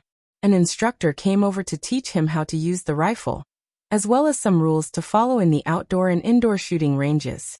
The old men didn't play by themselves. They were chatting on the side and watching Yang Yi, the rookie, being trained with relish. "Emo, I thought your daughter would marry an American. I didn't expect her to marry a Chinese." "Humph, this brat is so lucky. I think he's all right. As far as I know, there aren't many in China who are as tall as him." "Oh right, Emo, I heard your daughter is a celebrity in China?" As the old men chatted, Yang Yi patiently listened to the instructor's instructions. He didn't tell the instructor that he actually understood everything. After all, this was a whole new world. It was more meaningful to watch someone else's demonstration to make sure he didn't misunderstand or make any mistakes than to rush to show off. "You can try it with me." The pot-bellied middle-aged instructor nodded at Yang Yi. Yang Yi finally picked up the black rifle. The slightly worn texture on the gun gave Yang Yi a wonderful touch. The cold feeling also made Yang Yi a little absent-minded. It was as if his spirit had traveled through two different worlds. "Pick up a gun. What do you need to do?" The instructor saw that Yang Yi was in a daze and thought that he didn't know how to use the gun, so he reminded him. Yang Yi came back to his senses. He smiled slightly and his hands began to move. Yang Yi pulled the handle of the gun with familiarity and checked it. A series of complicated operations were completed smoothly. Then he inserted the magazine. Kacha, a soft sound was heard, as if it was a starting gun. Suddenly, Yang Yi felt that the sounds of the whole world became clear. He could acutely perceive the movements around him, the positions of the old men who were talking, walking, smoking, and the positions of the gunmen in the distance. He was completely in combat mode. It was as if he could immediately choose the right target to shoot if a criminal appeared. The instructor originally thought that Yang Yi would need to train for a while before he could understand how to use the gun. However, now that he saw Yang Yi's skillful operation, he swallowed back the words he wanted to say. "You know guns," the instructor said, somewhat speechless. "Fire a few shots for me to see? I don't think you need any more training." "Where should I shoot?" Yang Yi asked.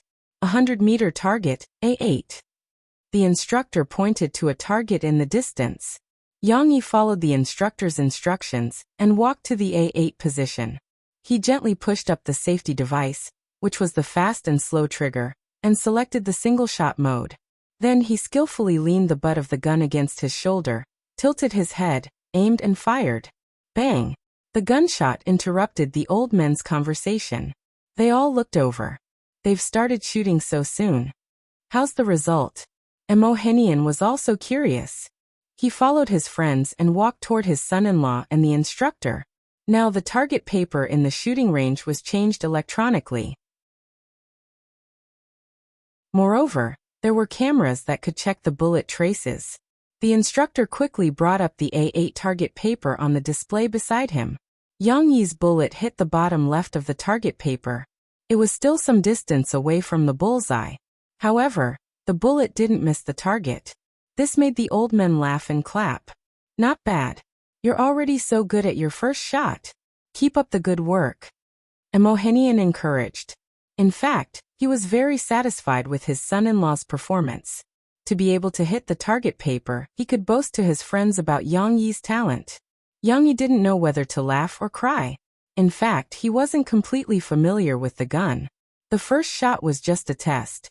He wanted to see the gun's recoil, the bullet's shooting speed, and the degree of drop. Now he had the basic concept in his heart. He silently counted some corrected data, and fired another shot at the target paper in the distance. The bullet hit the top right of the bullseye. It was still a little off, but this time the distance to the bullseye was much shorter. After 2 tests, Yang Yi had already figured out the gun's performance. However, no one watched his performance. The instructor saw that he was already very familiar with the gun. He gave a box of bullets to Yang Yi and went to check on the other people in the shooting range. Meanwhile, Emohenian and his friends were chatting. They felt that just watching wasn't enough. Under someone's suggestion, they took a double-barreled shotgun and went to shoot a flying saucer. Yang Yi changed to a 200-meter target. However, he still shot while standing and easily hit a few bullseye. Unfortunately, no one saw his good results. Yang Yi didn't mind. He also came to have fun. To Yang Yi, guns were just a simple skill. In comparison, he preferred cold weapons for assassination in his previous life. However, when Yang Yi was practicing, something happened on his father-in-law's side. Emo, how about we make a bet? 3 old farm owners walked over. The one in the lead had a cigar in his mouth. He laughed and said, "You have to give me a chance. I've liked your Remington for a long time."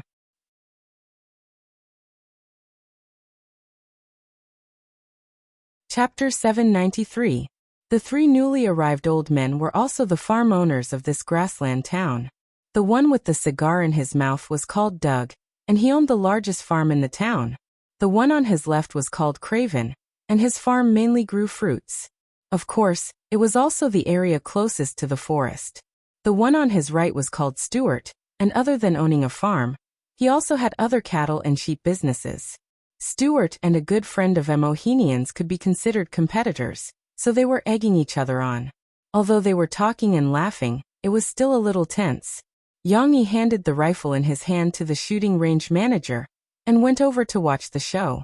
When Yang Yi came over, the hot-tempered and easily provoked Emohenian had already discussed with the other party. The old man was twisting his arms and preparing himself. "Gentlemen, what's the situation?" Yang Yi whispered to the others. Nelson, who owned the bar, smiled and said, "Emo accepted their bet. Do you see those target throwing machines? Later, 2 targets will be thrown out each time. Each round will be thrown 5 times, and it will be 3 rounds. Whoever wins the most will be the winner. Double-directional flying saucers, that's a big bet. I don't think anyone can hit 2 targets at once, right?" An old man beside him shook his head. "Stuart hit it before. It happened last week. I don't know if it's true or not. Anyway, I've never seen him hit it before. If it's true, then this guy is really lucky," another old man said. "It's okay, your father-in-law won't lose out in terms of the bet." Nelson patted Yang Yi's shoulder and said excitedly, "Your father-in-law bet an antique gun, but Doug bet his favorite sports car. In terms of price, Doug bet twice as much. Doug's car is beautiful." An old man beside him was drooling. "That color, that streamlined body, it's like a burning cloud. You can't trap a wolf without risking your child. If Emo can win, we can borrow it to drive in the future. Doug is a stingy guy, but Emo is much more generous." Yang Yi interrupted their daydreaming and asked anxiously, "Hey Nelson, how are we going to compete in this competition? Doug's side seems to have all 3 of them going up. Is my father-in-law going to do it himself?" "There are 3 rounds and they'll take turns. Actually, their marksmanship is about the same. It's just for fun," Nielsen explained. "Emo can send someone else, but he wants to compete by himself." While they were talking, and Mohinian had already checked his hunting rifle. He had a bag of bullets on his waist, and even took off his sunglasses. He walked valiantly to the edge of the outdoor field, and looked provocatively at Doug, who was walking up with a cigar in his mouth. Doug, it's not too late for you to regret it now. Hee, the one who will regret it is you. Doug held the cigar between his fingers. A bodyguard beside him brought over a shelf, and placed it on top. Then he took out his own double-barreled shotgun and loaded it with 2 shotgun shells. The 2 childish old men spat at each other for a while, until the coach at the side of the field shouted for them to get ready. Only then did they seriously hold the shotguns in their hands. The first shot was fired by Doug. 2 flying saucers flew out of the target trench. Their distance, height, and direction were all different. Doug fired 2 consecutive shots. The first shot hit one of the flying saucers, causing a cloud of pink powder to explode in the air. The second shot missed. Yang Yi watched from behind. He had a rough idea of what was going on. With Doug Ge's slow reaction speed, it was impossible for him to hit the second flying saucer. After he fired the first shot, the second shot was hurried and did not hit the second flying saucer. Flying saucer shooting used shotgun shells. The flying saucer target could fly a distance of about 70 meters, but the bullet's optimal hit distance was less than half. Therefore, one's reaction speed had to be fast. One had to shoot the flying saucer within a few tenths of a second to not let the flying saucer get too far away. Yang Yi had never played this game in his previous life. However, he had watched competitions on TV and knew how to play this game. However, even though Doug Ge's skill level seemed amateur to Yang Yi, Nielsen said worriedly, Doug, your hands are pretty good today. You hit it on the first shot. Yang Yi was stunned and looked at them. It seems like they were playing just now. They must have practiced for a while.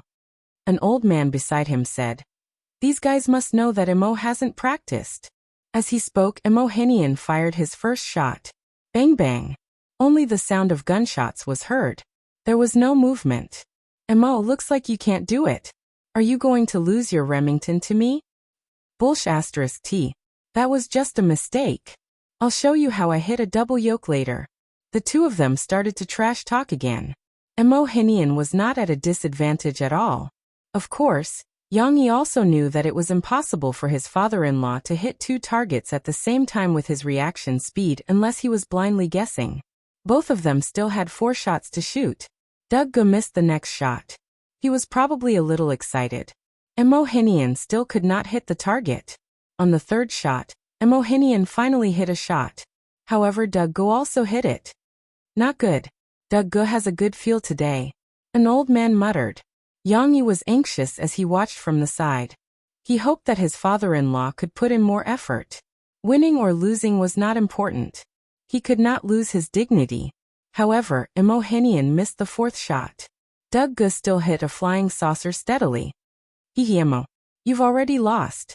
Doug smiled proudly. Who said I've lost? Mohinian said angrily. There's still one more round. If I can hit 2 flying saucers, I'll be able to catch up. It'll be a tie. That's impossible. Let's wait and see. It was indeed impossible. Mohinian could not hit 2 multi-directional flying saucers. Although Doug didn't hit the flying saucer in this round, Mohinian still didn't hit a single shot. He was too impatient and missed his first shot. He didn't follow up with his second shot. He lost this round. Don't be anxious. Haha, you still have 2 more chances to turn the tables. Old Daogu was also a childish ghost. He smugly patted Mohinian's shoulder. Seeing Mohinian's displeased expression, he felt very refreshed in his heart. It seemed that the shotgun that he had been eyeing for a long time could be lured over. Mohinian was indeed unhappy. Losing 3. 1 was a little too much. However, the old man did not break down. When he came back, he bragged to Nielsen and the other old men. It's okay. It's okay. I didn't feel good in that round. I'll definitely win the next round. However, Yang Yi could see that his father-in-law was anxious. While he waited for the manager to change the target, he kept clenching his fist or wiping the shotgun in his hand. Dad, why don't you let me go? You might feel a little cold today, but I feel very hot. Yang Yi went over and whispered to Emohinian in Chinese with a smile. I'll fight the next 2 rounds for you. I guarantee you'll win. You've played with this thing before? Emohinian looked at Yang Yi suspiciously. If Yang Yi had performed well in the previous round, he could still understand that Yang Yi had been in the army before and had some foundation. However, he did not think that Yang Yi had practiced flying saucer shooting when he was in the army, which army was still equipped with shotguns. It seemed that other than some troops in the United States, there was no other country that used a shotgun that had a short range and could easily injure their own people. Yang Yi lied through his teeth. There is. I have a friend in China who runs this shooting range in Magic City. I've played with him before. I'm not bragging to you, but I'm really talented in this. Emohinian was skeptical. However, his son-in-law volunteered to share the burden with him. Emohinian felt warm in his heart. In addition, he did not feel good today and was not confident. Therefore, he did not insist and nodded lightly. Dugge, my son-in-law will compete in the next round for me. Emohinian said to Dugge and the rest with his arm around Yang Yi's shoulder and his head held high. Your son-in-law? Dugge had not officially met this Asian young man beside Emohinian. However, he did not think that Yang Yi could be that good. He laughed proudly. Haha, sure. Any one of you can go.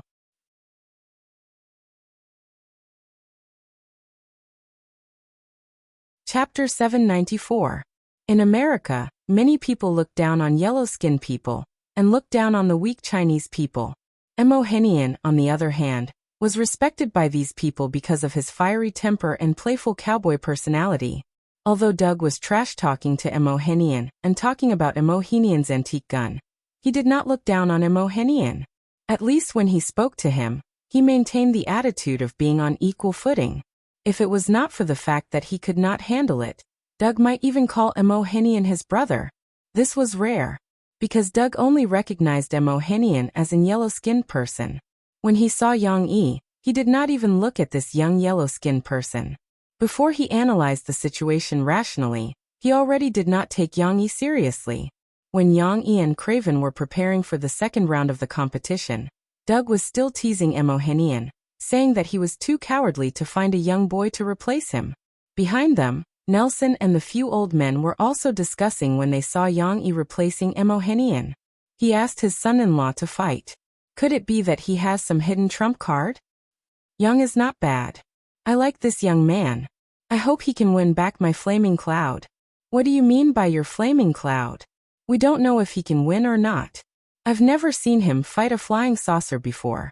He was just asking about the rules. Why did Emo ask him to fight Craven? Craven is not that strong. For this kind of double-directional flying saucer, he can only hit 2 out of 5. If Emo went himself, he might have a higher chance of winning. An old man said doubtfully. Nelson's gaze fell on Emohinian, who was frowning at Yang Yi. He guessed. Emo probably wants to take care of his son-in-law. It's the first time a young man fights a flying saucer. Giving him a weak opponent will save him from losing too badly. Nelson did not know that he had guessed part of Emohinian's thoughts correctly. Yang Yi did not know either. Although his father-in-law was usually fierce, he was still thinking about him in his heart. If Emohinian was stubborn, he definitely wouldn't be willing to let Yang Yi have Craven, an opponent that he had a higher chance of winning. However, winning or losing the competition was not important. No matter how valuable an antique gun was, it was only about $100,000. Emohinian did not want to dampen Yang Yi's enthusiasm. He also wanted to believe in Yang Yi. Get ready, the referee shouted from the sidelines. Unlike Emohinian and Daoge, Yang Yi, who was the first to shoot, did not hold the gun in a standard horizontal position. The butt of the gun was close to his armpit so that he could fire against his shoulder at any time. Yang Yi did not have this habit. He held the gun in a relaxed manner, and the muzzle was tilted downward. He stood straight and looked in the direction of the target throwing machine in the middle of the field. 2 flying saucers were quietly thrown out. At this moment, Yang Yi's eyes became sharp. In an instant, he was ready to shoot. He placed the butt of the gun against his shoulder and pulled the trigger. Bang bang. First shot, muzzle flick, second shot. His posture was very handsome. However, there was no pink powder in the air. It was a little awkward. He missed both shots. "Young man, I'll teach you how to use a gun." Craven, who replaced him, seemed to think that Yang Yi was a rookie. He proudly fired 2 shots, and actually hit one of them. This was indeed a pleasant surprise for the fat white Craven, whose marksmanship wasn't too accurate. Craven's luck is too good," the old man said regretfully. "Yang Yi is in a bit of trouble." Nelson looked at Yang Yi worriedly. "It's your turn." Craven chuckled as he walked past Yang Yi. Yang Yi did not talk trash. He stood calmly at the side. Just now he almost hit the target. It was just that he missed by a little. Especially the first shot. He could feel that the range of the bullet was very close to hitting the flying saucer. This shotgun was a shotgun after all. The recoil was very strong. It was Yang Yi's first time coming into contact with a shotgun in this world. He had not gotten used to it yet. The recoil from the first shot also affected the speed of his second shot. The muzzle had already turned, but the firing was a little slower. Luckily, the 2 shots just now allowed Yang Yi to understand the situation of the gun and know how to adjust it. Of course, he could find an excuse for not hitting the target. However, Yang Yi was still a little unhappy. He was an assassin in his previous life. In this life, he was still a special forces soldier. It was too embarrassing for him to fall behind a normal person. This time, Yang Yi would not allow himself to miss again. Yang Yi was still standing with the gun in his hand. His expression was a little serious. However, at this time, a familiar shout came from behind him. "Come on, don't be nervous. You can do it." Yang Yi was stunned. He turned around and looked at Imohenian, who was smiling and clenching his fist. His father-in-law was actually cheering him on. Yang Yi nodded lightly. When he turned his head back, he became even more spirited, and his eyes became especially stern. This time, Yang Yi was really serious. Fire! The 2 flying saucers flew out in different directions and at different angles. Yang Yi's gaze was firmly fixed on them. He also raised his gun in an instant. Bang bang! 2 balls of pink powder exploded in the air. Yang Yi, on the other hand, only glanced at it lightly. He casually opened the chamber and threw away the 2 cartridges. Then he turned around and walked back to Imohenian's side. This series of movements was extremely natural and unrestrained. "Oh!" Only then did the old men react and exclaim in surprise. Nelson also exclaimed with a face full of surprise. "Perfect!" It was a perfect hit. On the other side, Doug and the others were dumbfounded. They were dumbstruck and could not believe their eyes. The commotion here also attracted the attention of some customers, and even a few coaches. They came over and asked curiously. "This young man, he hit the double flying saucer perfectly just now," an old man excitedly introduced to the onlookers. "Really? That's amazing. It was not easy to hit 2 flying saucers at once. In the shooting range, one might only see it once every few days. Even these few old men had never been so lucky before. Therefore, everyone was discussing and waiting expectantly for Yang Yi's next shot. As for Craven, this guy was under a lot of pressure. His 2 shots had missed, and he had been ignored by everyone. On Yang Yi's side, he did not see the old master's surprised expression. Perhaps Mohenian was still a little reserved, but the old master nodded somewhat arrogantly and pretended not to care as he commented, "Not bad, keep up the good work."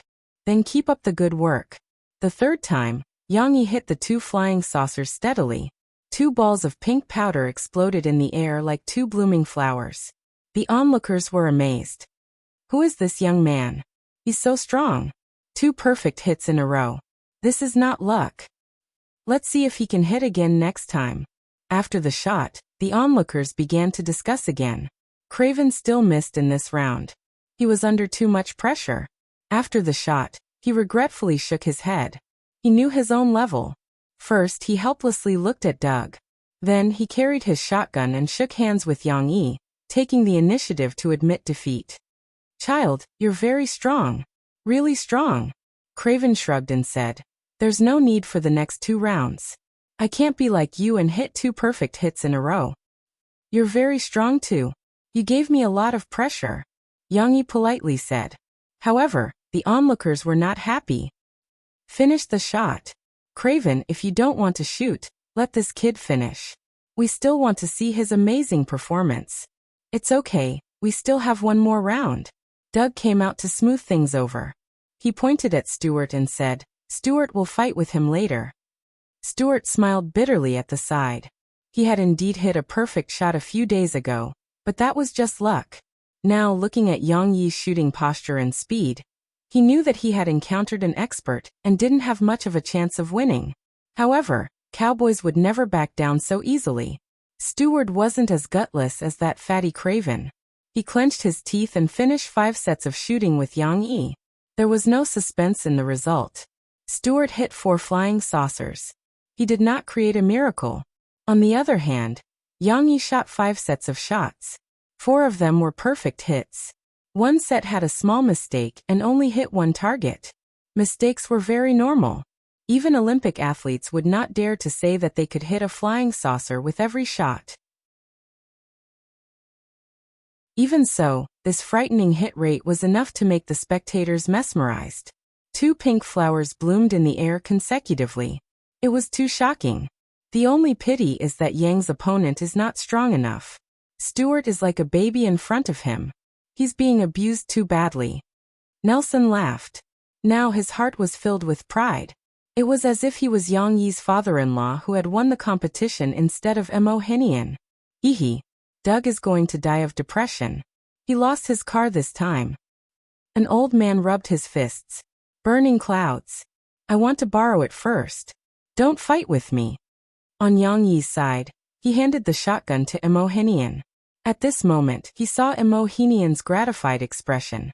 Although the old man did not know how to express his approval of his son-in-law, his expression and attitude had changed greatly. Not bad. Mo Henian patted Yang Yi's shoulder affectionately.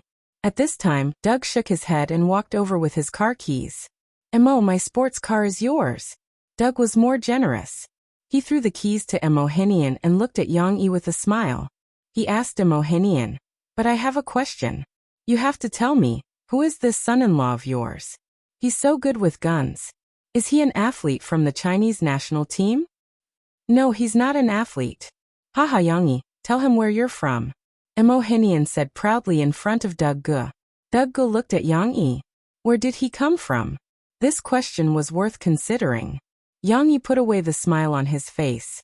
He puffed out his chest, put his legs together, and gave a military salute. He said to Doug Ge with a serious face, Sir, I'm a retired soldier from the People's XXX Army of China.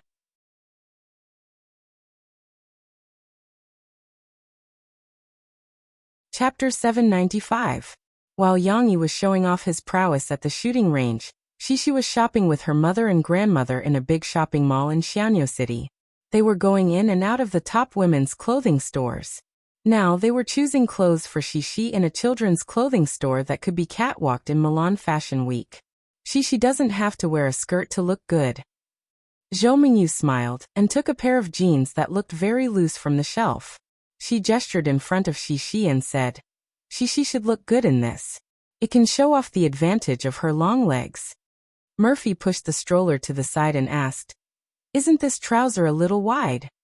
Wide trouser legs are a style that has become popular again in recent years.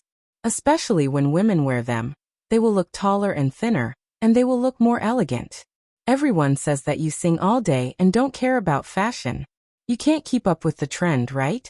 Zhou Mingyu smiled and said, This is good and the size is just right. Shishi, change into it and wear it for grandma. Okay. Shishi happily ran into the fitting room with the clothes. Of course, Zhou Mingyu followed and helped her adjust the corner of the clothes. After a while, Zhou Mingyu pulled Cici, who had changed her clothes, out of the fitting room. Zhou Mingyu, with a bright smile, waved her hand beside Cici and showed Mo Fei that her granddaughter's style had changed greatly. The little girl was still wearing the original short-sleeve t-shirt, but she had changed into a pair of jeans with wide trousers. The loose dark blue trousers could almost fit 3 or 4 of Shishi's slender legs, but on Shishi, it didn't look sloppy. Instead, it looked very neat, and it added a lazy and elegant temperament. Because of the high waist, the trousers looked very long, but the size seemed to be more suitable. Shishi could even reveal a small part of her ankle. This kind of wide-legged trousers could make Shishi look even more slender, as if there were legs under her neck. Not bad. Grandma has good taste, Murphy praised with a smile. Shishi, you suddenly look handsome.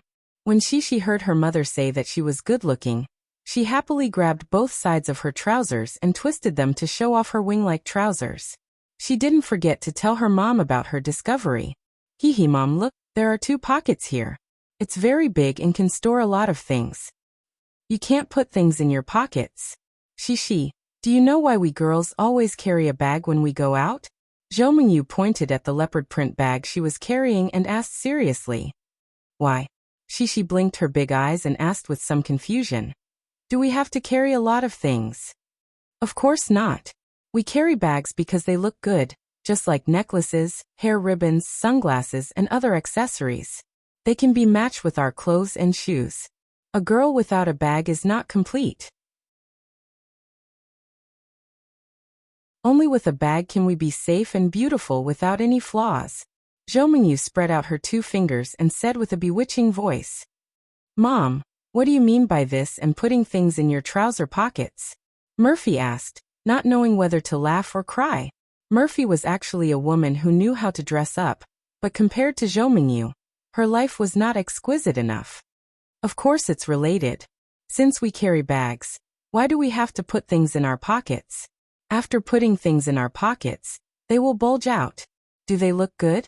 Zhou Mingyu raised her eyebrows proudly. Shishi was confused, but she still remembered what her grandmother had said. A girl without a bag is not complete. But Grandma, I don't have a bag. I have a school bag, can I? My papa bought a school bag for me to go to school. Shishi asked worriedly. How can a school bag be compared with a bag? A bag is a bag. Zhou Mingyu snapped her fingers and said with a smile, Shishi, it's okay if you don't have a bag now. Come shopping with Grandma today, and Grandma will pick the most beautiful bag for you that can match your trousers the best. Little Momo sat in the pram, leaning on the guardrail as he looked around curiously. The mall was cool and comfortable, spacious and bright. There were also colorful clothes and decorations. It was a dazzling array of things that made the little guy dizzy. Tong Tong was still young, after all, so he was not tired at all while being pushed by his mother in the pram. Instead, he seemed to be having fun. She wondered if he would be scared and run away when he heard his mother and grandmother talk about shopping when he grew up. After Zhou Mingyu bought a matching bag and shoes for Shishi, Murphy took her card to pay the bill. Originally, Zhou Mingyu wanted to pay the bill, but she couldn't persuade Murphy. Murphy said that it was impossible for her to spend her parents' money. Therefore, he simply let Mofei pay for all the expenses today. Zhou Mingyu stood aside and watched Murphy pay with her black gold-plated credit card and sign her name. She asked curiously, You got this card in China, right? What's the limit? Is it enough for today? Limit? Let me think. This card was given to me by Yang Yi. I think it's 5 million yuan, but I don't remember the exact amount. I don't usually spend much, and at most, I buy some clothes. Murphy thought for a while and said to her mother. Although they were talking in front of the shop assistant, they were talking in Cantonese, so they didn't have to worry about being overheard by the white girls. 5 million yuan? Zhou Mingyu looked at Murphy in surprise. The unit is RMB, which is less than 1 million yuan. Murphy thought that her mother had misunderstood. That's not a small amount. Zhou Mingyu pondered and said. Isn't Yang Yi a novel writer? How could he give you such a high-limit credit card? To have such a high limit, he must have at least a few 100 million yuan. He should have some, right? Murphy smiled and said. I heard from Yang Yi that he bought a large piece of land with a friend to build an amusement park for Shishi. It seems that he spent 500 to 600 million yuan. Yang Yi didn't hide it from Murphy, but Murphy didn't pay attention to it. She wasn't interested in these things. Where did he get so much money? Zhou Mingyu gasped. He started a company. He has several internet companies, I forgot which ones. It seems that he also has shares in an online shopping website. But he let others manage it, and he provides ideas. I think it's good. Murphy smiled and said. How come you don't know anything? You don't remember anything? You have to ask him. I don't remember. Why would I ask Yang Yi these things? It's boring. Murphy shook her head. Zhou Mingyu was speechless for a while. She said resentfully, "Other women control the financial power of the family. You, on the other hand, don't know how much money the family has, and you don't have any interest in knowing. You'll suffer in the future, daughter." "Mom, you also don't control Papa's finances, right?" Murphy shook Zhou Mingyu's hand and smiled. "Aren't you two very good? What's the matter?" "Your father is different. Although he has a bad temper, he is very down-to-earth. Moreover, he doesn't have much money. He invested all his spare money in the farm. I don't worry that he will take the money and spend it on wine and women." Zhou Mingyu pulled Murphy to the side and sat down. She avoided Xixi and whispered, "But Yang Yi is different. After all, we don't know him. Men become bad when they have money. If you don't want money, what if he gives the money to other women?"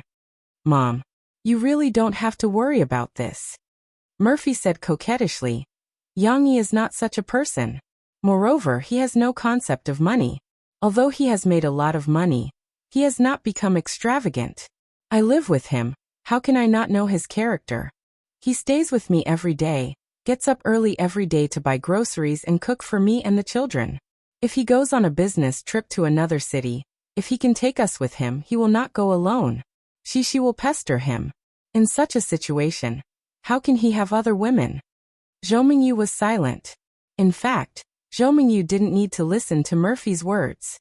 Now, when she saw the happy smile on Murphy's face, Zhou Mingyu already understood. However, the more Murphy said, the happier she became. She smiled and said, "If you want to say that he gives the money to other women, there is one." "Who?" Zhou Mingyu asked in surprise. Murphy pouted in the direction of Xixi and said with a smile, "Xixi. In order to build the amusement park for Xixi, he spent hundreds of millions. It is said that he will spend more in the future."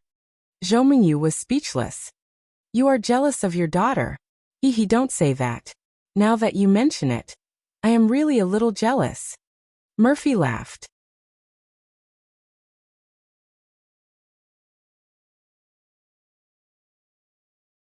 Chapter 796. Seeing her daughter so happy, Zhou Mingyu was both gratified and a little worried. "All right, as long as you're happy. I just hope you'll be more careful. Men, especially men with talent and status like Yang Yi, are the easiest to attract the covetous eyes of those crazy bees and butterflies. You must always be on your guard." Just as the mother-in-law and the daughter-in-law were talking about the art of controlling one's husband, the relationship between Yang Yi and Emohenian improved by leaps and bounds at the shooting range. Surprised by the strength of the Chinese army's ordinary soldiers, Doug and the others were willing to admit defeat. After handing over the car and leaving, Yang Yi accompanied the old man to continue playing with guns at the shooting range. The two of them even played with light sniper rifles. Yang Yi did not show off his superhuman shooting skills again. He just accompanied Emohenian, played with his father-in-law, and chatted with him. "Those things in the army are over. I've been retired for 7 or 8 years. There's no way I'll be sent to the battlefield. I'm now in contact with my former army. They hired me to be their spokesperson just to shoot some army promotional videos or participate in some army cultural activities and sing some songs. There's no danger. My shooting skills are actually not bad. I used to have a foundation in shooting. I even practiced skeet shooting at my friend's place. I'm actually not the best at playing with guns. Give me a few throwing knives. These are more useful than guns in short to medium range encounters." As they chatted, they even changed a few weapons to try out. In the end, Yang Yi even saw a cold weapon in the gun register. "Bow and arrow? They actually have this in the gun club. Can I give it a try?" Yang Yi showed a great deal of interest. At noon at Nelson's bar, under his special hospitality, they had a simple lunch. Yang Yi and Emohenian actually played to their heart's content until the evening. Only then did they leisurely drive the Burning Cloud sports car that had been gangbanged by a few old men home. Coincidentally, Zhou Mingyu and Murphy had just arrived home with the children. They heard the muffled roar of an engine. When they turned around, they saw a bright-colored convertible sports car with a ferocious aura coming from afar. Zhou Mingyu and Murphy were so scared that they hurriedly pulled Xixi's hand and hid in a safe place. However, the sports car swung its tail and stopped in the courtyard. At this moment, they finally saw Emohenian and Yang Yi in the car, who were laughing mischievously. Of course, it was just their misconception that he was smiling wickedly. "What are you doing?" Murphy smiled and said. "Yang Yi, where did you take my papa to play?" In fact, Murphy was very happy because she saw the close relationship between Yang Yi and Emohenian.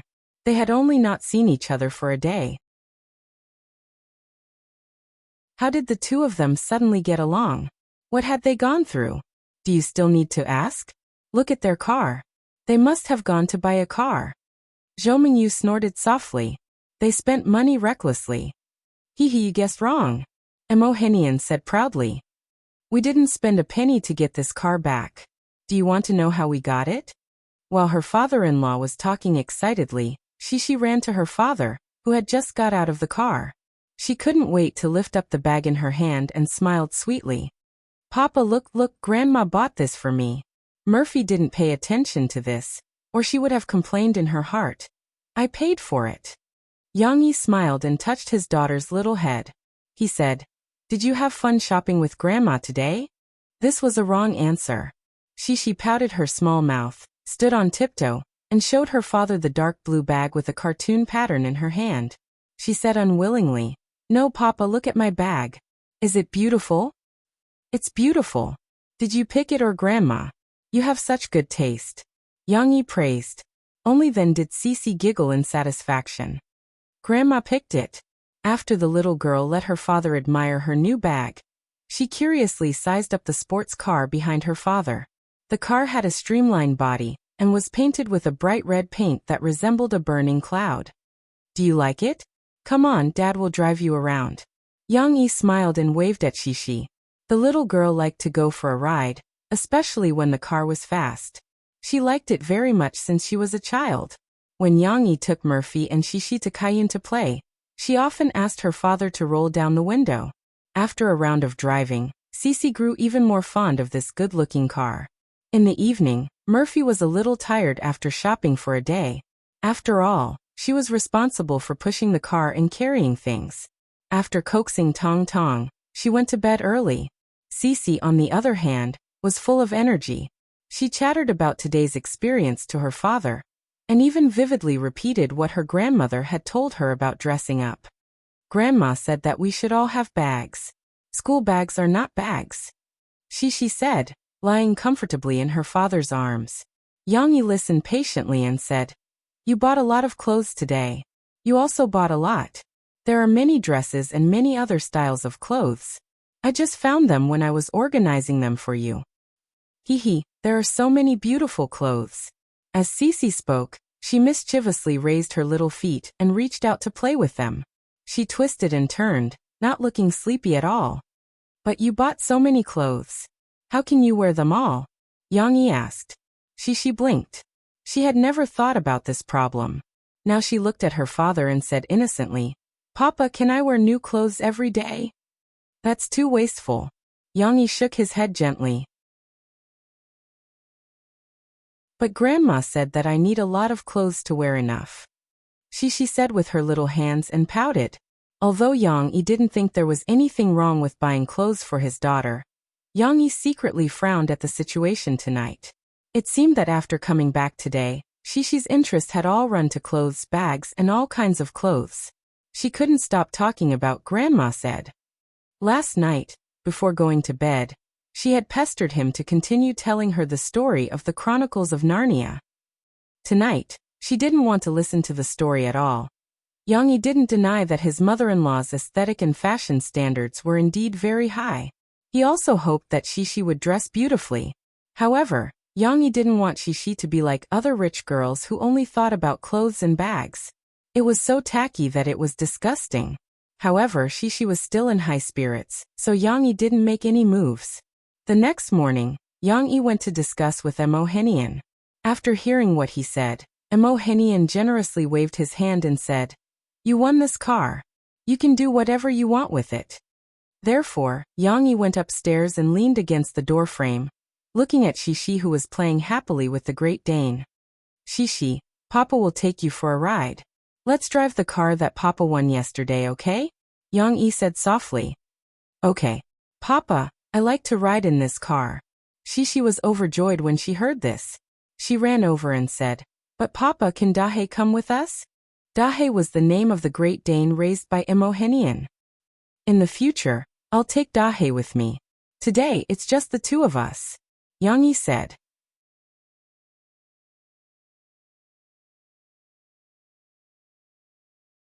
Chapter 797. For this long trip, Yang Yi installed a baby safety seat for Shishi. However, the comfort of the convertible sports car did not decrease at all.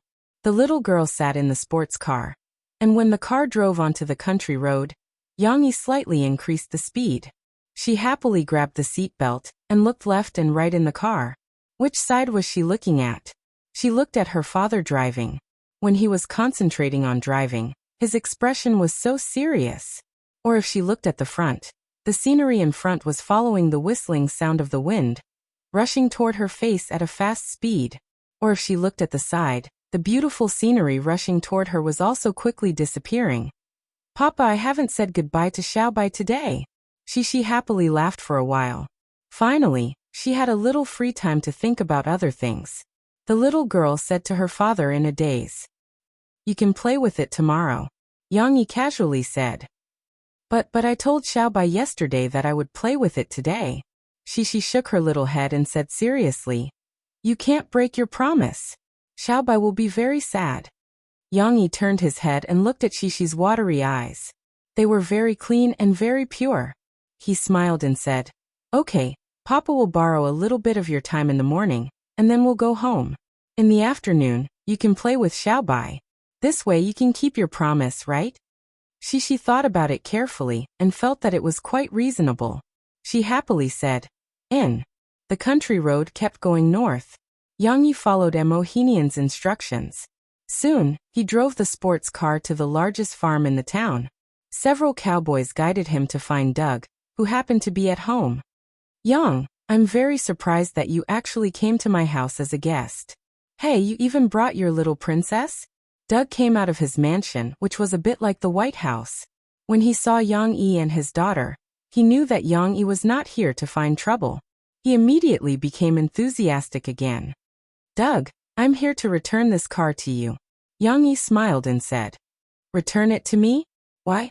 You won it." We cowboys always admit defeat. Moreover, I'm not someone who can't bear to part with a car," Doug said with some surprise. As he spoke, he proudly pinched the brim of his cowboy hat. Shishi was also a little surprised. She looked at her father with a puzzled expression. "Why did Dad return the car? Isn't this our car?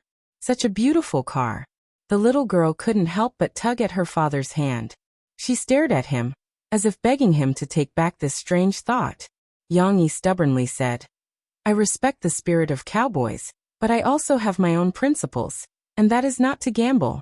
Gambling is not good. Not only does it cause people to lose a lot of money, it also affects relationships and hurts the feelings of many friends and family members."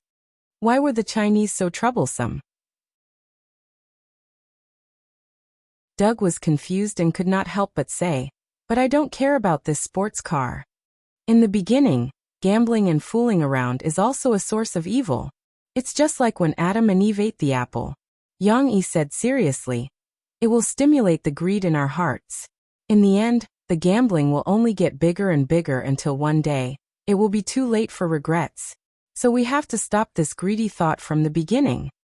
Shishi's eyes were wide open as she listened to her father's explanation. While she was subtly influenced by him, her admiration for her father's noble soul grew. "But why did you still take the keys yesterday?" Doug did not deny that Yang Yi was right. He was not as determined as before, but he was still a little curious. "Did Mo agree to you returning the car?" "He was very supportive of my actions. He said that it would be a good role model for our children to see." Yang Yi smiled slightly and patted Shishi's little head lovingly. "As for taking the keys yesterday, it was because your car was too cool.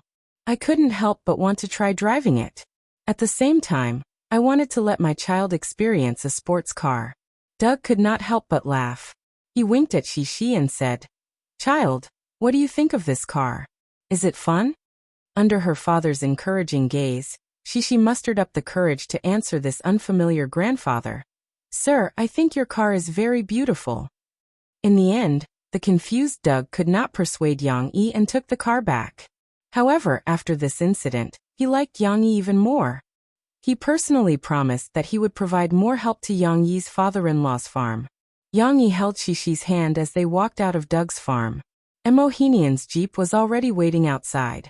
Xishi hugged her grandfather in surprise. Yang Yi was not very surprised, because he had noticed that his father-in-law's car had been following behind them. After Emohenian let Xishi get into the car, he looked at Yang Yi and said emotionally, "Your education is very expensive. This sports car should be worth at least $500,000, and this was based on the fact that it was cheaper to buy a car in America. But it's worth it." Yang Yi smiled. "Where are we going next?" "Let's go to the supermarket in town. I want to buy a bicycle for Xishi." Yang Yi said. She has reached the age of learning how to ride a bicycle. The world of children was very simple. She did not show any reluctance or regret when the sports car was returned. On the contrary, when she knew that her father was going to buy a bicycle for her, Xishi was very happy. After buying the bicycle and returning home, Xishi, who had not been willing to take off her beautiful red helmet, elbow pads, knee pads, and other equipment, rushed into the house dressed like a rider. She shouted excitedly, "Mom! Mom! Grandma! Come and see my bicycle. Papa bought a bicycle for me." "A bicycle?" Murphy was curious and followed her out. Murphy saw Yang Yi carry a small children's bicycle from the Jeep. It had a red metal body and 2 high grips. It looked very interesting.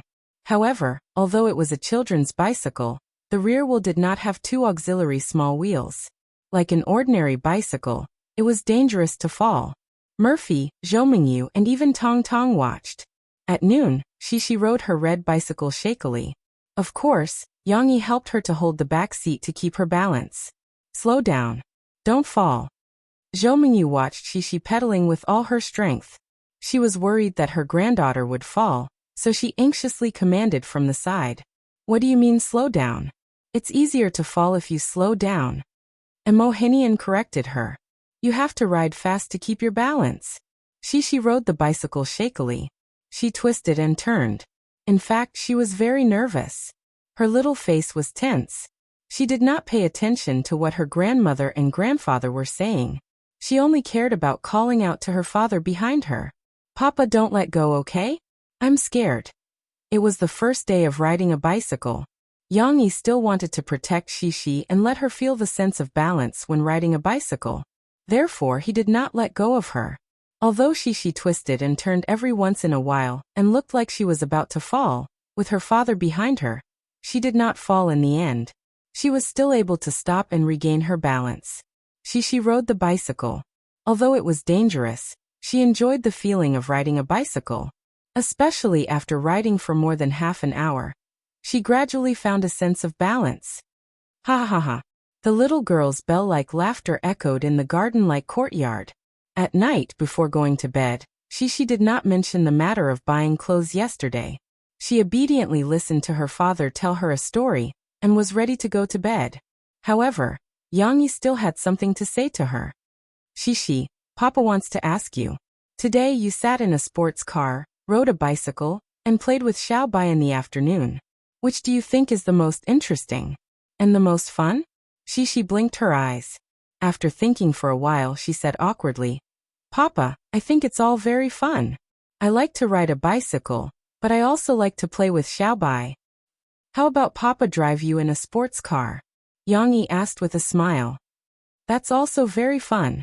But Papa, we have already returned the sports car to Grandpa Doug," Xishi said in confusion. "Yes, you think that riding a bicycle, driving a sports car, and playing with Xiaobai are all equally interesting, right?" Yang Yi said with a smile. Xishi nodded her little head. She felt that it was difficult to tell which was more fun. "Xishi, do you know? In our lives, there are actually a lot of temptations. Just like a sports car, just like a lot of expensive and beautiful clothes." Yang Yi sat up, looked into Xishi's eyes and said. Xishi looked at her father in confusion. She did not know what her father was talking about. Will you refuse to play with Xiao Bai because you like to sit in a sports car that doesn't belong to us? Yang Yi asked. Shishi shook her head and said seriously, no, that sports car is Grandpa Doug's, but Xiao Bai is mine. I like Xiao Bai. Then, will you like those expensive clothes and bags that Papa can't afford, just like the bag that Grandma bought you yesterday? Because you like them, you won't wear the clothes that Papa bought for you before, which are not so expensive. Yang Yi asked. This is the same principle. No. Shishi shook her head first. Then it took her a while to figure out the connection between the two. Then she whispered to her father. I also like the clothes that Papa bought for me. But Papa, the clothes that Grandma bought for me, we don't want to return them to Grandma, okay? The little girl looked at her father with her watery eyes. She was afraid that her father would return her clothes and bags like the sports car. Grandma said that she bought them for me. Yang Yi smiled and said, of course not. Papa allows you to keep those clothes. Papa also thinks that you look beautiful in them. Shishi breathed a sigh of relief and smiled happily. Yang Yi said slowly, Papa just wants you to understand that the expensive clothes and bags that Grandma bought for you are like that sports car. They are full of novelty and can make you feel satisfied. The ordinary clothes and bags that Papa bought for you are like Xiao Bai. They are very comfortable and beautiful, but more importantly, they are reliable. Also, there are a lot of cheap but interesting clothes and bags out there that you haven't tried before, just like the bicycle you rode today. You didn't know them before, but they're worth exploring and pursuing. Shishi seemed to be able to understand, and she listened very seriously. Now that you are enjoying expensive and beautiful clothes and bags, you shouldn't forget the ordinary clothes that you used to wear, and the bag that accompanied you for many years. Don't be reluctant to leave those expensive things and easily satisfy yourself, because in this world, there are many inconspicuous but interesting things that are waiting for you to explore. Yang Yi said with a smile. Okay? Shishi nodded obediently. She turned around, hugged her father's arm, and said in a sweet voice, Hee, I know. I like Grandma, but I will always like Papa. Yang Yi was stunned for a moment. He smiled and patted the little girl's head, feeling a little happy in his heart. It seemed that Shishi misunderstood something. However, she remembered what her father said. She believed that she would slowly understand it in the future.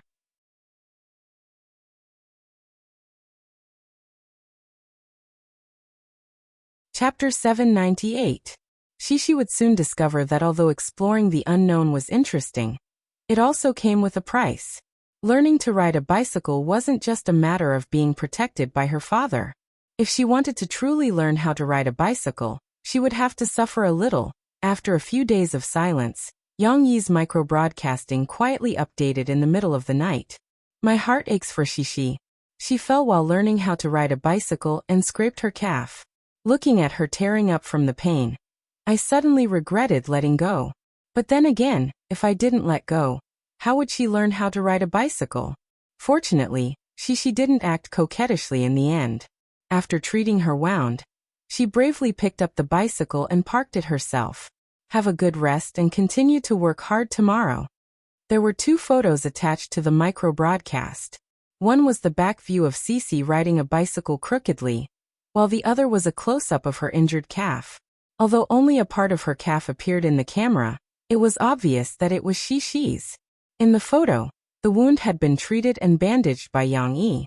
A small circle of gauze was wrapped around the wound, but from the redness of the skin on the side, it was obvious that the wound was bleeding and the wound was broken. Seeing the micro-broadcasting, the fans felt sorry for Shishi and blamed Yang Yi. F***ck father-in-law, why didn't you protect my wife well? If it were me, I definitely wouldn't let go. There were many people calling him father-in-law. This had become a daily occurrence under Yang Yi's micro-broadcasting. Look at the wound, our little cutie must be in a lot of pain, right? Quickly get better. This seemed to be a comment from a sister fan. It's true that you have to fall a few times to learn how to ride a bicycle. No need to make a fuss. I don't care if you are sad or not. What I care about is why there are 2 photos, but neither of them shows Shishi's face. Someone pointed out the problem indignantly. I want to see Shishi's face too. I want to see what happened to our little cutie. There were also some fastidists who said indignantly, "Didn't you find the flaw in figure 1? Why did Shishi fall and get hurt?" "It's because Yang Yi didn't look at Shishi properly after he let go. He's taking photos."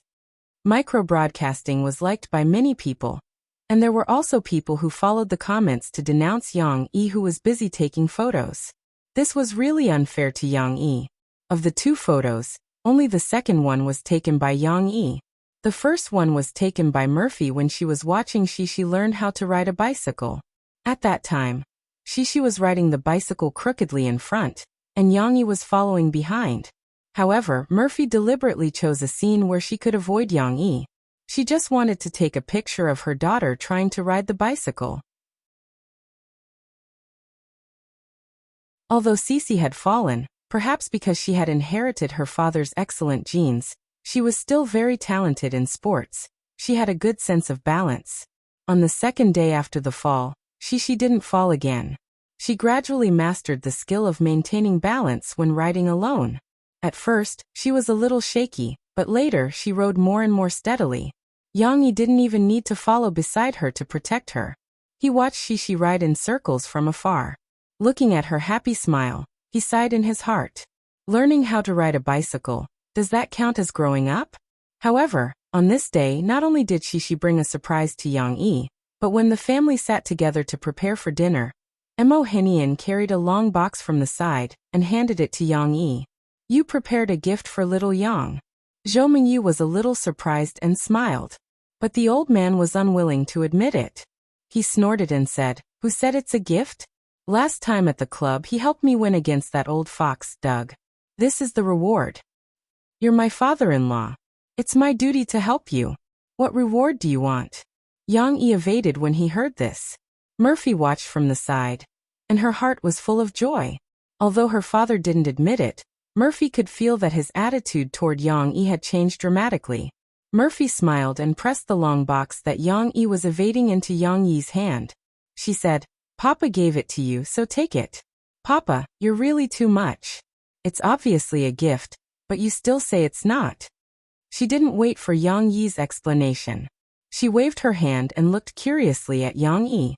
She said, "Well, let's not talk about this. Yang Yi, open it and take a look. See what Dad gave you. It seems a little heavy. What is it?" Opening the gift, Shishi was arranged to sit next to her grandmother, so she couldn't see from her own chair. But how could she miss such a wonderful scene of opening the gift, even if the gift wasn't hers? "Wait a minute, I want to see it too." The little girl turned around and jumped down from her chair. She giggled and walked over to her father's side to look at it. Yang Yi opened the box, revealing another plastic box that looked like a toolbox. There was a logo on the box, which was a combination of the words XXX hunting bow and a logo of antlers. No wonder it was heavy. Yang Yi opened it, by the way, revealing some materials for assembling a hunting bow and the shafts of 12 arrows inlaid with sponge. The shafts were made of carbon and aluminum. They were very strong and strong, unlike the soft and light arrows used in the shooting field. These were hunting arrows. "Papa, why did you buy Yang Yi a bow and arrows?" Murphy asked in surprise. She thought it was a gift, but it turned out to be such a strange thing. Mo Henian said lightly, "Last time at the club, I saw that he liked to play with bows, so I asked someone to order one for him." This was an American-style hunting bow. In fact, Yang Yi preferred traditional hunting bows. Traditional bows were heavier than modern American-style hunting bows, but the disadvantage was that they didn't have an arrow stand. But Yang Yi played with traditional bows in the jungle in his previous life, and he played with them to a certain extent. An arrow stand was meaningless to him. But after all, it was a gift from his father-in-law. Yang Yi smiled happily and said, "Dad, you know me well. I've always wanted a bow and arrows. Although I can't take it back, it's not bad to play with it here." The main reason why he couldn't take it back was that the customs procedures were too troublesome. Moreover, even if he took it back, he wouldn't have a chance to use it. Shishi looked at it for a while, and found that it was something she was not interested in. So she turned back disappointedly. Murphy saw that Yang Yi liked it, so she didn't say anything. "It's not a problem to buy you a bow and arrows. Originally, I wanted to buy you a hunting gun, but you can't get a gun license. When you go hunting, you can use my gun. Emohenian said to Yang Yi gently. Yang Yi said confidently, in the forest, guns and bows mean the same to me. Dad, just watch. When the time comes, I'll use the bow and arrows to shoot a few coyotes for you to see. The hunting activity soon began. Yang Yi only spent a day familiarizing himself with the new bow and arrows. Beria called Emohenian and asked him to prepare for the gathering.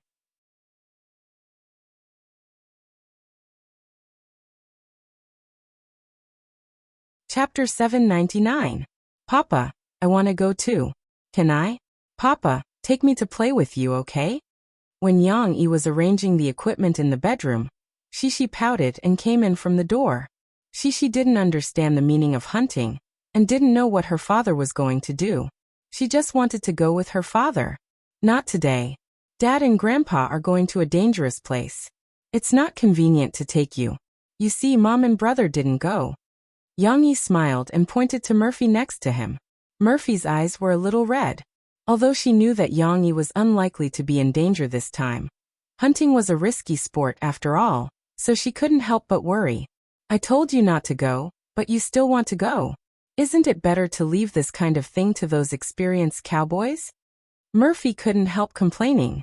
Although she was complaining, Murphy's deep concern for him was expressed through these few words.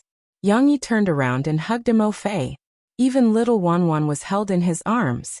He kissed Mo Fei's forehead and said with a smile, "Don't worry, it's not like you don't know my skills, and with me here, I can also take care of our dad." Murphy knew that she couldn't persuade Yang Yi, and she could also feel Yang Yi's inner desire. Maybe this was a man? She had to say, "Anyway, you have to pay attention to your safety. Don't try to be brave, okay?" "Well, I promise you." Yang Yi nodded with a smile. When he came back and packed the backpack, Shishi was still looking at her father. "I really can't go today. Stay at home with Mom." Yang Yi rubbed the little girl's head. Cece hugged her father's big hand and pouted her little mouth. However, in the end, she still nodded unhappily and said reluctantly, Then Papa, you have to pay attention to your safety." "Well, thank you, Shishi. Dad will pay attention to his safety." The Mo family's farm sent out 3 people. The experienced old Ford brought Emohenian and Yang Yi to gather at Beria's farm. Here, Yang Yi was surprised to see Doug and his 2 farm cowboys, as well as Stuart and his 2 sons, who were better at shooting. "Why is Doug here?" Yang Yi asked Emohenian in surprise. How could he not come for such an interesting event? Emohenian chuckled. Seeing that Yang Yi was carrying a bow and a quiver of arrows, Doug curiously came over and asked, "Yang, where's your gun?" "This is it." Yang Yi patted the assembled hunting bow on his back and smiled. "Hunting with a bow." Doug was surprised as he continued. "Although I've seen some young people hunting with bows and arrows, isn't it a waste for you to use a bow and arrow? How can a sharpshooter like you not have a hunting rifle? Emo, are you being too stingy?" "Doug, what did you say?" Emohenian glared at him. Doug ignored Emohenian and turned around to ask his cowboy to bring over his gun pouch. He took out a rifle and an optical scope from it and handed them to Yang Yi. "Try this one. It's my favorite, the R-18 rifle. It's very useful for hunting wolves from a long distance. If you like it, I'll get someone to handle the paperwork and give it to you." Yang Yi had heard of the R-18 rifle before. It was a famous standard caliber hunting rifle in the world. It was a bolt-action single-shot rifle with good accuracy. After installing an optical scope, it could even achieve mid-range sniping. The one in Doug's hand was indeed his favorite. The body of the gun was very clean and shiny, as if it was coated with a layer of gloss. However, it wasn't very attractive to Yang Yi. Yang Yi smiled and rejected Doug's good intentions. Emohenian looked at Doug proudly and said, "See, it's not that I'm stingy. It's just that he doesn't want to use a gun. This bow was given to him by me. He likes this kind of plaything." What a pity, what a sharpshooter. Doug could only ask his men to put away the R-18 as he shook his head regretfully. Actually, Yang Yi had brought a gun with him. Emohenian gave him a pistol, and Yang Yi kept it in the holster behind his back. With his jacket covering it, it couldn't be seen. However, Yang Yi felt that he basically didn't need a pistol. Berea walked in with a few people and gathered everyone for a short meeting. Yang Yi also understood not long ago why Uncle Berea was leading the team. It turned out that his family was a famous hunter family in big grassland town. They were best at hunting prey. Berea took out a printed map of the forest and gestured. These few days, Isaac has already gone to investigate. The recent distribution of the wolves in our forest should be this area and this area. We have a lot of people. Now let's divide the work. I'll lead a team. Mo and your men, Doug and the rest will follow me. We'll set off from this road and approach the wolves here. Isaac and Sebastian will lead a team with Stuart and the children. We'll outflank them from this road and try to catch both groups of coyotes in one go. Otherwise, when winter comes, our cattle and sheep will suffer. No problem. Stuart nodded.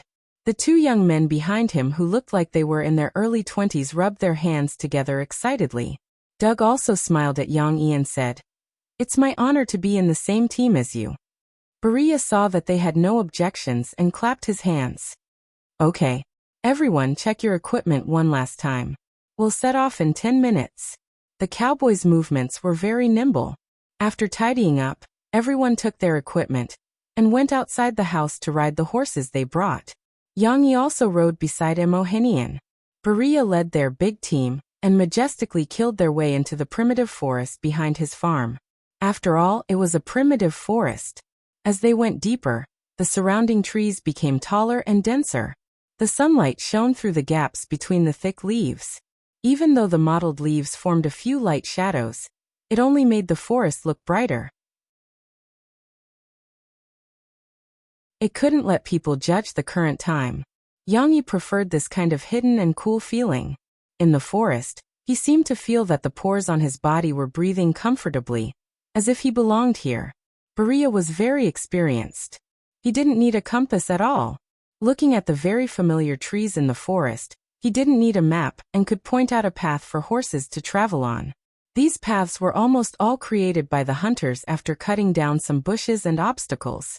However, on such a complicated forest path, Yang Yi and the others couldn't rush their horses. They could only slowly walk forward, just a little faster than ordinary people walking. Perhaps because their team had been talking and laughing all the time, their movements were relatively loud. They didn't see any large or medium-sized animals along the way. However, on the trees, they would occasionally encounter a group of small birds jumping happily on the trees. It was very interesting to see them fly up and down. According to Berea's explanation, those were black crown tits, which were also allowed to hunt. However, these palm-sized birds really couldn't attract the attention of these ambitious hunters. After walking for a long time in the mountains, Berea called out to everyone and lowered his voice. "Soon, we will reach the area where the coyotes are active. Don't make any noise to scare them." The cowboys who were talking and laughing just now were all serious at this moment. Doug, like the others, took down a shotgun and held it in his hand. Yang Yi didn't move. His ears were sharper than anyone else's, and he could hear that there was no strange movement nearby. Finally, they arrived at the place. Berea asked everyone to dismount and gather the horses. He calmed them down and asked a hunter from the Berea family to stay behind and look after them. Subsequently, Berea took the rest of the people to the ambush site to make a simple bunker. In fact, they just picked a bush downwind and put some branches and dead leaves as camouflage. They hid behind it and set up their guns. Is this how they play? Isn't this too shameless? Nearly 10 rifles. Are they going to play a tower defense game? Even if there were dozens or hundreds of coyotes, wouldn't they be able to eliminate them? But the problem was that coyotes were different from wolves. They didn't appear in groups. Most of them were male and female, and at most, there were a few children. Even the largest family, including the pot, could only be counted with 2 hands. This was a bit too much. When it came to hunting, Yang Yi preferred guerrilla warfare. It was best to hunt alone. But today he had to protect Mohenian. He couldn't be alone. So he had to be patient and follow the team. Then Yang Yi was about to have an eye-opener. Berea actually took out a pager and blew it. That was a simulator of the sound of rabbits struggling. They weren't waiting for the coyotes to appear, but took the initiative to lure them. Are all Americans hunting like this?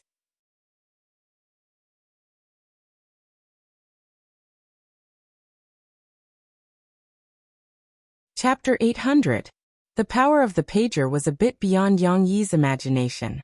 After Barya blew for 5 or 6 minutes, he heard some rustling sounds coming from the depths of the forest. Yang Yi turned his head and looked. A coyote with grayish-black fur and a body similar to a husky appeared in his field of vision. Obviously, it was not a husky.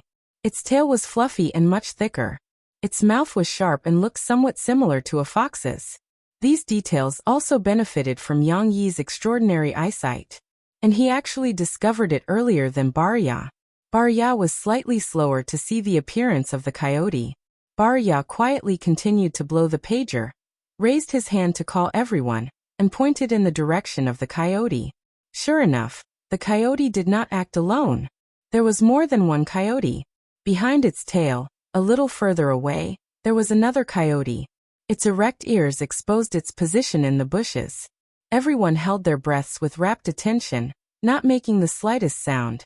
Although the downwind and the distance advantage could make Yang Yi's scent not easy to be discovered by the coyotes, if they opened their mouths to speak, these dog-like coyotes with extremely developed hearing would definitely detect them. These guys were very cunning. If they found something wrong, they would usually run away. Barya patted Doug and pointed to the first coyote for him. According to the previous agreement, Barya's sign language meant that Doug and his men would deal with the first coyote, and Barya would help them cover the field and finish the shot. Then, Barya patted Emohenian and pointed to the one further away. Emohenian, Doug and the others nodded. They raised the guns in their hands and aimed at the 2 coyotes. Old Ford also picked up a rifle. How could Yang Yi fall behind? He squatted and took the hunting bow from his back. There was also an arrow in his hand that had been pulled out at some point. He gently put it on the bowstring, but he did not pull the bow yet. He was waiting for Barya's signal. They had to shoot at the same time to prevent the other one from escaping. However, at this time Emohenian, who had already taken aim, turned his head, glanced at Yang Yi, and pointed to the front. The meaning of the old man was obvious. He wanted Yang Yi to deal with the coyote, and he would not shoot first. Emohenian still cared for his son-in-law quite a lot. Although he still scolded when he should, he was always thinking of Yang Yi. Yang Yi felt warm in his heart and nodded at him. Barya extended 3 fingers and began to count down. 3, 2, 1. It was a silent language. Yang Yi stood up abruptly as if an order had been given. The bowstring of his hunting bow was pulled back to its fullest in an instant. The bow was bent like a half-moon, and the bowstring was pulled taut. From the moment he released the bowstring, it took less than half a second. Clang! The sound of the arrow was covered by the gunshots of the cowboys, but the cold arrow quietly cut through the warm air. It crossed a long distance in one step and sank into the body of the target coyote. Barya held the gun and pressed his cheek against the body of the gun. He raised his eyelids and looked at the 2 coyotes. He did not know if the 2 teams of Doug and Emohenian could hit the target with so many shots. He needed to judge. If the coyote was not dead and wanted to escape, he would quickly finish it off. However, the speed of the coyotes was not slow, especially when they went into the bushes and used the cover of the bushes to escape. Even an experienced hunter like Barya could not guarantee that he could hit them. If that happened, they would really escape. Barya watched closely, especially the coyote that Emohenian was in charge of. He knew that Emohenian wanted his son-in-law to try his hand. But to use a bow? Barya felt that the possibility of Yang Yi failing was higher.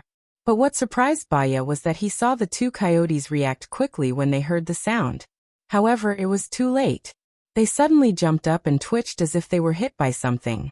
They could still struggle and run for 2 steps, but in the end, they could not support themselves and finally fell to the ground. They were hit. Barya smiled. He put down the gun in his hand, pushed the safety bolt, and picked up the telescope hanging on his chest to check the condition of the 2 coyotes. The first coyote fell to the ground. Barya could not see the situation clearly, but the second coyote was interesting. There was an arrow in its body. Obviously, Emohenian's son-in-law had shot it. Beautiful shot, my friend. Barya turned around in surprise and said to Yang Yi, "What? Doug came over and asked excitedly, "Yang shot the coyote. Let's go take a look." Beria wasn't sure if Yang Yi's arrow was the key to killing the coyote because it was too far away and he couldn't see the wound on the coyote. He smiled easily and led everyone to the place where the 2 coyotes died. Of course, they could not take it lightly. Baya picked up a long branch on the road and sharpened it with a knife. He poked the 2 coyotes from a distance to ensure that they were dead. Only then did he ask everyone to come closer to check. The first thing they saw was the coyote that Doug had killed. The coyote had a fatal wound on its body. Obviously, one of the 3 of them had shot it. Barnes shot it. Baya pulled open the coyote's blood-stained fur, looked at the bullet that was shot, and made a judgment. Woo-woo. Barnes was a cowboy on Doug's farm. When he heard that it was his credit, he whistled and proudly raised the shotgun in his hand. Then, Baya picked up the fat coyote and dragged it to another coyote. When everyone got closer, they found that the coyote that was shot only had 1 wound on its body. It was the place where the arrow had shot it. "You shot very accurately." Baya turned his head in surprise and looked at Yang Yi. He pointed to the place where the arrow was inserted and said, "This is its lung. You killed it in 1 shot." Doug took the lead and applauded Yang Yi. Yang Yi smiled calmly. However, he actually felt a little regretful in his heart. Yang Yi aimed at the coyote's head, and he also accurately judged its displacement distance. Yang Yi was also very skilled and bold. He wanted to play some tricks. After all, headshot was the most unreliable hunting method. The probability of hitting the body was higher, but high risk had high returns. This way he could also kill it in 1 shot and preserve its hair more completely. Unfortunately, even though Yang Yi practiced for the whole day yesterday, he still could not use the foundation of his previous life. That arrow was a little off target. The long arrow went straight for the coyote's neck. Strangely, perhaps due to the effect of the gunshot, the coyote's movements were a little faster. In the end, the long arrow hit its lung. It was an accident and it was killed in 1 shot. But that was enough to amaze Doug and the others. "Chinese soldiers are amazing," Doug praised. "I finally understand why you don't want to use a gun." "Chinese soldiers? Special forces? From the Marine Corps?" Beria asked with interest. "No, just an ordinary soldier." Yang Yi smiled. "It's just that I used to hunt, so I like to shoot arrows." They did not pursue the matter. After Baya asked everyone to take photos of the coyotes, he called for everyone to hang the 2 coyotes on a dead tree. He and the equally experienced old Ford put on gloves, took out sharp knives, and deftly skinned the coyotes. It seemed that they had indeed hunted a lot.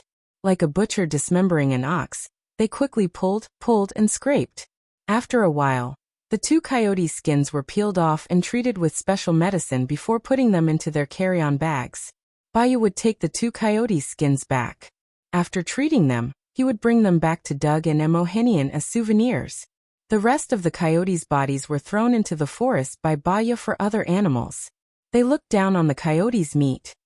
"Let's clean it up and look for the next coyote's trail." Baya and Ford went to the stream in the forest to wash the blood. Yang Yi and the others naturally followed. However, they did not expect that the coyotes would come to them without them looking for them. Baya and Yang Yi discovered it almost at the same time. Baya asked everyone to stop talking and pointed to the hillside on the other side of the stream. This time, everyone was more familiar with it. They hurriedly found some rocks to hide themselves, and only then did they look into the distance. Yang Yi was the first to discover it, but he did not look carefully just now.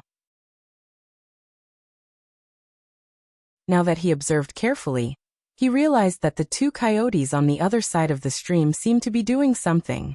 They were creeping in the bushes, their grayish-black figures appearing and disappearing. They are also hunting.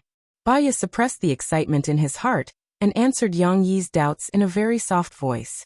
"Hunting? What were they hunting?" Soon the answer came out. In Yang Yi's vision, a few white-tailed deer appeared. One of them was a big deer, and the other 3 were young deer.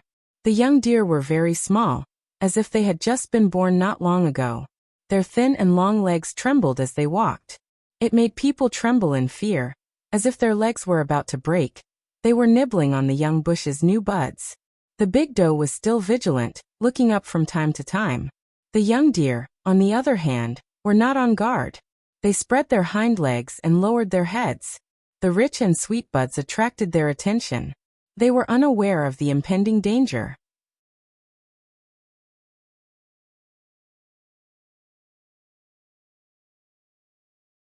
Chapter 801.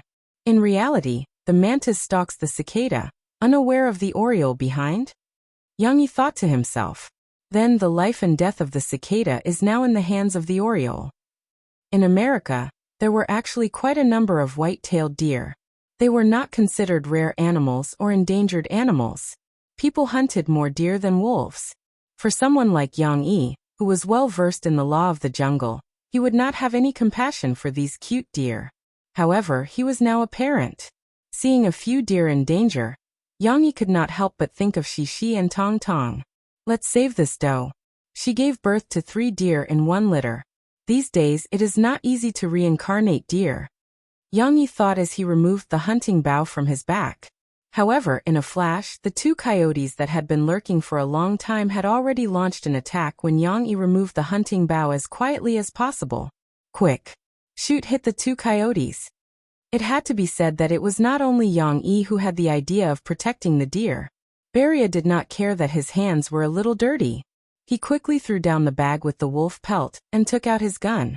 However, for safety reasons, everyone's gun was not loaded with bullets. Their reaction was a little slow. Even Beria, who was the fastest, had to grab 2 shotgun shells from the bullet bag at his waist and anxiously stuff them into the double-barreled shotgun. This would take time. 2 coyotes have already rushed to the white-tailed deer. The big doe hurriedly ran away with the baby. Although the little white-tailed deer were just born a few days ago, they were natural runners. Their dexterous posture made them jump up and down in the bushes. In a short time, they ran far away. However, there was a deer that was weak when it was born. Perhaps because it was a triplet, it was ostracized in its mother's stomach and was malnourished. Compared to its brothers and sisters, it was obviously smaller. Its 4 hooves were thin, and when it stood up earlier, it was a little weak. It still needs time to develop, but now the coyotes don't give it a chance. They are very cunning. With a sudden attack, they scared the doe and the other 2 strong fawns to escape without a trace. But they suddenly turned around halfway, changed their target, and rushed to the weak fawns who were also trying to escape, but their speed was worrying. Damn it! Yang Yi unscrewed the cap of the quiver, threw the cap on the ground, and hurriedly pulled out 2 arrows. At this time, he saw a coyote approaching and biting the weak fawn's hind leg. His heart sank. Yang Yi didn't have time to think too much. He knocked 2 arrows in his right hand, knocked one first, raised the hunting bow, pulled the bowstring, and shot. Buzz! The sound of the bow and arrow broke the commotion at the stream. Without the cover of gunshots, it was so clear. Beria turned his head as he stuffed the bullets. He looked at Yang Yi's calm and sharp eyes in surprise. Woo! The cry of a wolf came from the other side. He turned his head again and saw that the coyote that had bitten the fawns had already curled up. It wailed and fell beside the fawns that were still limping. In a documentary about African lions in the past, when a hungry lioness attacked a newborn antelope, it showed a cruel side like a cat playing with a mouse it had caught. It did not bite the antelope that could not run fast at all. Instead, it ran behind the antelope and used its claws to pull one of the antelope's hind legs, constantly interfering with its escape. It would be better to give it a quick death. The little antelope miserably kept running and being teased. In the end, the lioness scratched the little antelope until it was covered in blood and fell to the ground. Only then did she bite the little antelope's throat reluctantly. Coyotes were canines and did not have the leisure to tease the fawns like a big cat. If there was a chance, it would mercilessly bite the fawns' throats. However, it did not have the chance. This time Yang Yi shot very accurately. To be safe, he did not shoot the coyote's head to show off his skills. His arrow directly pierced the coyote's heart. It was also a fatal arrow. However, the fawns that had been bitten on the hind legs were still struggling to limp forward. It was almost crawling now, but it was still crawling in pain. It showed the same tenacious desire to survive as the antelope. When its companion fell to the ground, Another coyote subconsciously chose to rush over to check on it. At that moment, someone fired. Bang! The loud gunshot completely tore apart the silent curtain of the battlefield. It was not Berea. Berea was still pulling the bolt. Doug was faster. He took out his pistol. The pistol did not need to be loaded, so it was much faster. The distance was a little far, and Doug was not a sharpshooter. He missed, but it was enough to scare the remaining coyote. The gunshot was terrifying. Under the shroud of danger, the remaining coyote chose to turn around and flee. Berea could already shoot, but at such a distance, his shotgun could not kill or hit anything. He could only look at the coyote regretfully and think, "It escaped. What a pity." However, he heard the sound of a bowstring again. Under Berea's gaze, the running coyote staggered and fell to the ground again. F***ck. Berea, an experienced hunter, was shocked. He turned to look at Yang Yi as if he was looking at a monster. He looked at Yang Yi, who had calmly put down his hunting bow. How did he hit such an irregular moving target? Bravo! Doug was used to Yang Yi's magical performance. He was not surprised at all. Instead, he was very proud of Yang Yi.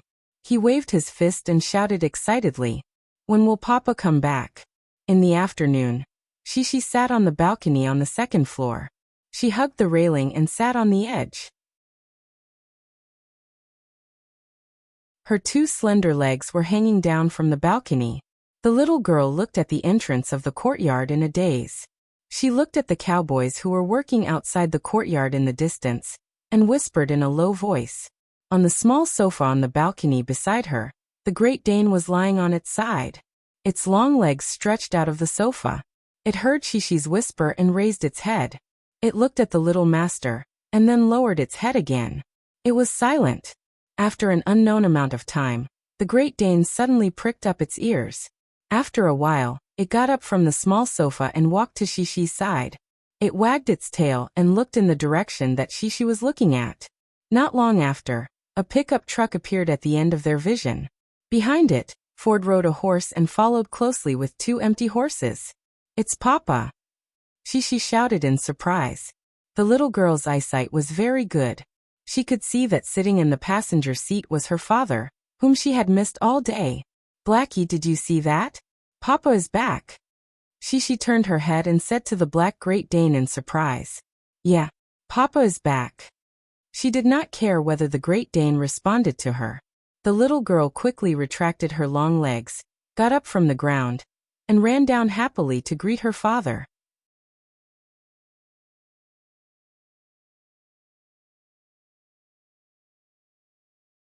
Chapter 802.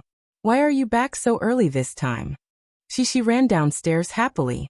She saw her grandmother standing downstairs, talking to her grandfather and father. Murphy was also standing beside her. Tong Tong, who was in her arms, also saw her father. She was smiling happily with her little dimples on her face.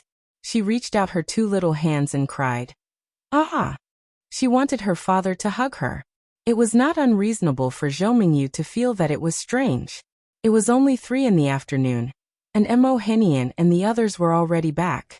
Although Zhou Mingyu was very happy to see them back safe and sound, according to their past experience of hunting, they usually came back when it was close to night. They were indeed early today. "We saved this deer from 2 wolves in the morning." Yang Yi pointed at the deer tied up in the back of the pickup truck and explained, "Its leg was injured, so we came back first to take it to the vet in town." The pickup truck belonged to Berea, and they came back to inform their family so that they would not worry. "Deer?" Shishi's eyes lit up. She jumped hard at the door on her father's side and shouted, "Papa, I want to see the deer, I want to see the deer." The pickup truck was huge. Yang Yi's tyrant used to be smaller than it.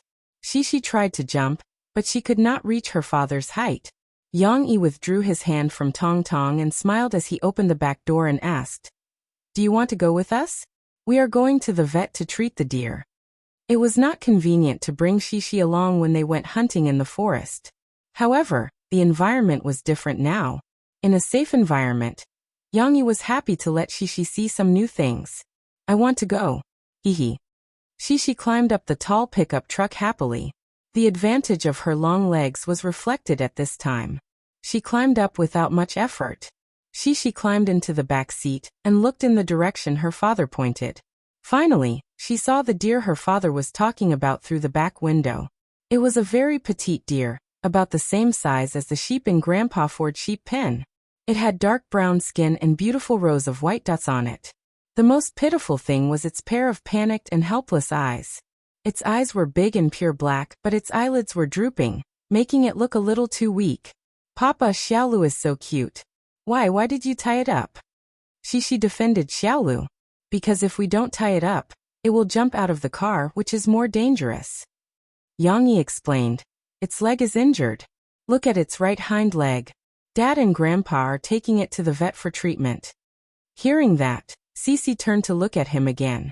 Half an hour later, at the veterinary clinic in town, an old man named Lister, whom Zhang Heng had met at the shooting range last time, called out to Yang Yi and Mo Henian to move the deer from the car onto a canvas. After the rope was untied, the little deer began to struggle again, and even let out a miserable cry. Although it was exhausted, the little guy's desire to live was really admirable. She was on the side, holding her father's hand. She was so nervous that her big eyes were full of worry. It's not a big deal. The wound is in the muscle, and it didn't bite the bone. Clean it up and bandage it. It will get better after a while. Fortunately, Lister was experienced and quickly calmed the deer down. He held Xiaolu's head and checked its wound. She, who was relieved, finally had time to ask her father about the question in her heart. Papa, why was Xiaolu injured? In fact, Yang Yi had asked this question before, but she didn't pay attention. Yang Yi patiently explained to her again, but this time, Yang Yi didn't talk about coyotes. He described the dangerous situation with a concept that she was more familiar with. Big bad wolf. Big bad wolf. Then what should we do? The big bad wolf wants to eat Xiaolu. It's so bad. She said nervously. So, Dad defeated the big bad wolf. Yang Yi gestured and laughed. Dad shot 2 arrows and the 2 big bad wolves fell down, just in time to save Xiaolu. Papa is so powerful. She looked at her father with admiration. Her 2 big eyes seemed to have little stars twinkling. Sit down. It's just a basic operation, haha. Yang Yi laughed. The satisfaction at this moment was even stronger than when he was being admired by his companions when he shot the escaping coyotes. Papa, then what about Xiaolu's papa and mom? After looking at Xiaolu for a while, she suddenly thought of a problem and said worriedly, its papa and mom must be very worried because it was bullied by the big bad wolf. Yang Yi didn't think that his daughter could think of such a problem, and even care about Xiaolu's parents. Its mother ran away with the other 2 fawns, and Dad can't find them. Maybe they thought that Xiaolu had been eaten by the big bad wolf. Yang Yi explained. She looked at her father in surprise. Yes, it doesn't have parents now. Yang Yi nodded. She felt sad for Xiaolu, and the little girl said sadly, Then what about Xiaolu? She liked this beautiful deer very much. When it was being treated, she had been standing next to it, nervously watching Grandpa Lister bandage the deer. When it is cured, send it to Grandpa Doug, the grandpa who we returned the sports car to last time. His family has some deer, so he can help take care of it. Yang Yi said. However, Cici was not happy. After listening to her father's words, she pouted her little mouth unhappily. However, she hesitated and didn't know how to say it. What's wrong? Yang Yi saw his daughter's appearance and guessed her thoughts. He smiled and said, Don't tell me you want to raise Xiaolu. She pursed her lips, twisted her little butt, and stomped her little feet on the ground, and said with grievance, I thought Daddy, Xiaolu was going to give me a birthday present. Ci's birthday was 2 days later. Yang Yi looked at his daughter's appearance, and his heart softened. He said, It's not that I can't leave it to you, but it's not like Xiao Guai, Baozi and Haihei, who can be raised at home. It's more like Xiao Bai, who lives outside. But that's not a problem, right? Daddy can build a deer pen for it with Grandpa. Yang Yi was a little embarrassed at first, but seeing that Cici was a little happy, his tone changed and became more positive. And Mo Henian nodded his head cooperatively and said, Lay down some comfortable hay. Oh, right, Lister. Do you know how to raise this deer? What to eat? Horse milk? Milk. This deer should be less than a month old, about 20 days old. You can feed it with goat milk. After a week or so, take some fish liver oil and vitamins. Come to me later, I'll prescribe you medicine. Lister pushed up his glasses and said, I can write you a detailed feeding method. Can we use deer milk? Doug's family should have deer milk. Yang Yi said. Of course, that would be better. Deer milk has the antibodies it needs. Lister smiled and said, Don't worry, this deer is not small, but it's a little undernourished. As long as you take good care of it, it won't be difficult for it to survive. Did you hear that? We can feed the deer at home. Yang Yi turned around and smiled at Shishi. Yay! Shishi jumped up happily and high-fived her father. She even ran over and hugged Grandpa's neck. After Lister finished bandaging, Shishi could finally have her first intimate contact with the deer under her father's protection. Be good, I'll protect you. The little girl squatted in front of the deer and reached out to pat its head. She said softly, I'll call you Hua Hua, okay? You're like a flower, so pretty. Perhaps the deer was a little tired, or perhaps it could feel the kindness of these people in front of it. It didn't struggle like it did at the beginning, but instead obediently licked Shishi's palm. Looking at its little black nose, sharp little face, and pitiful big eyes, how could Shishi not like it? You're tuning in to the Earbook Haven YouTube channel. Don't forget to subscribe and join us on this journey to catch the most captivating stories.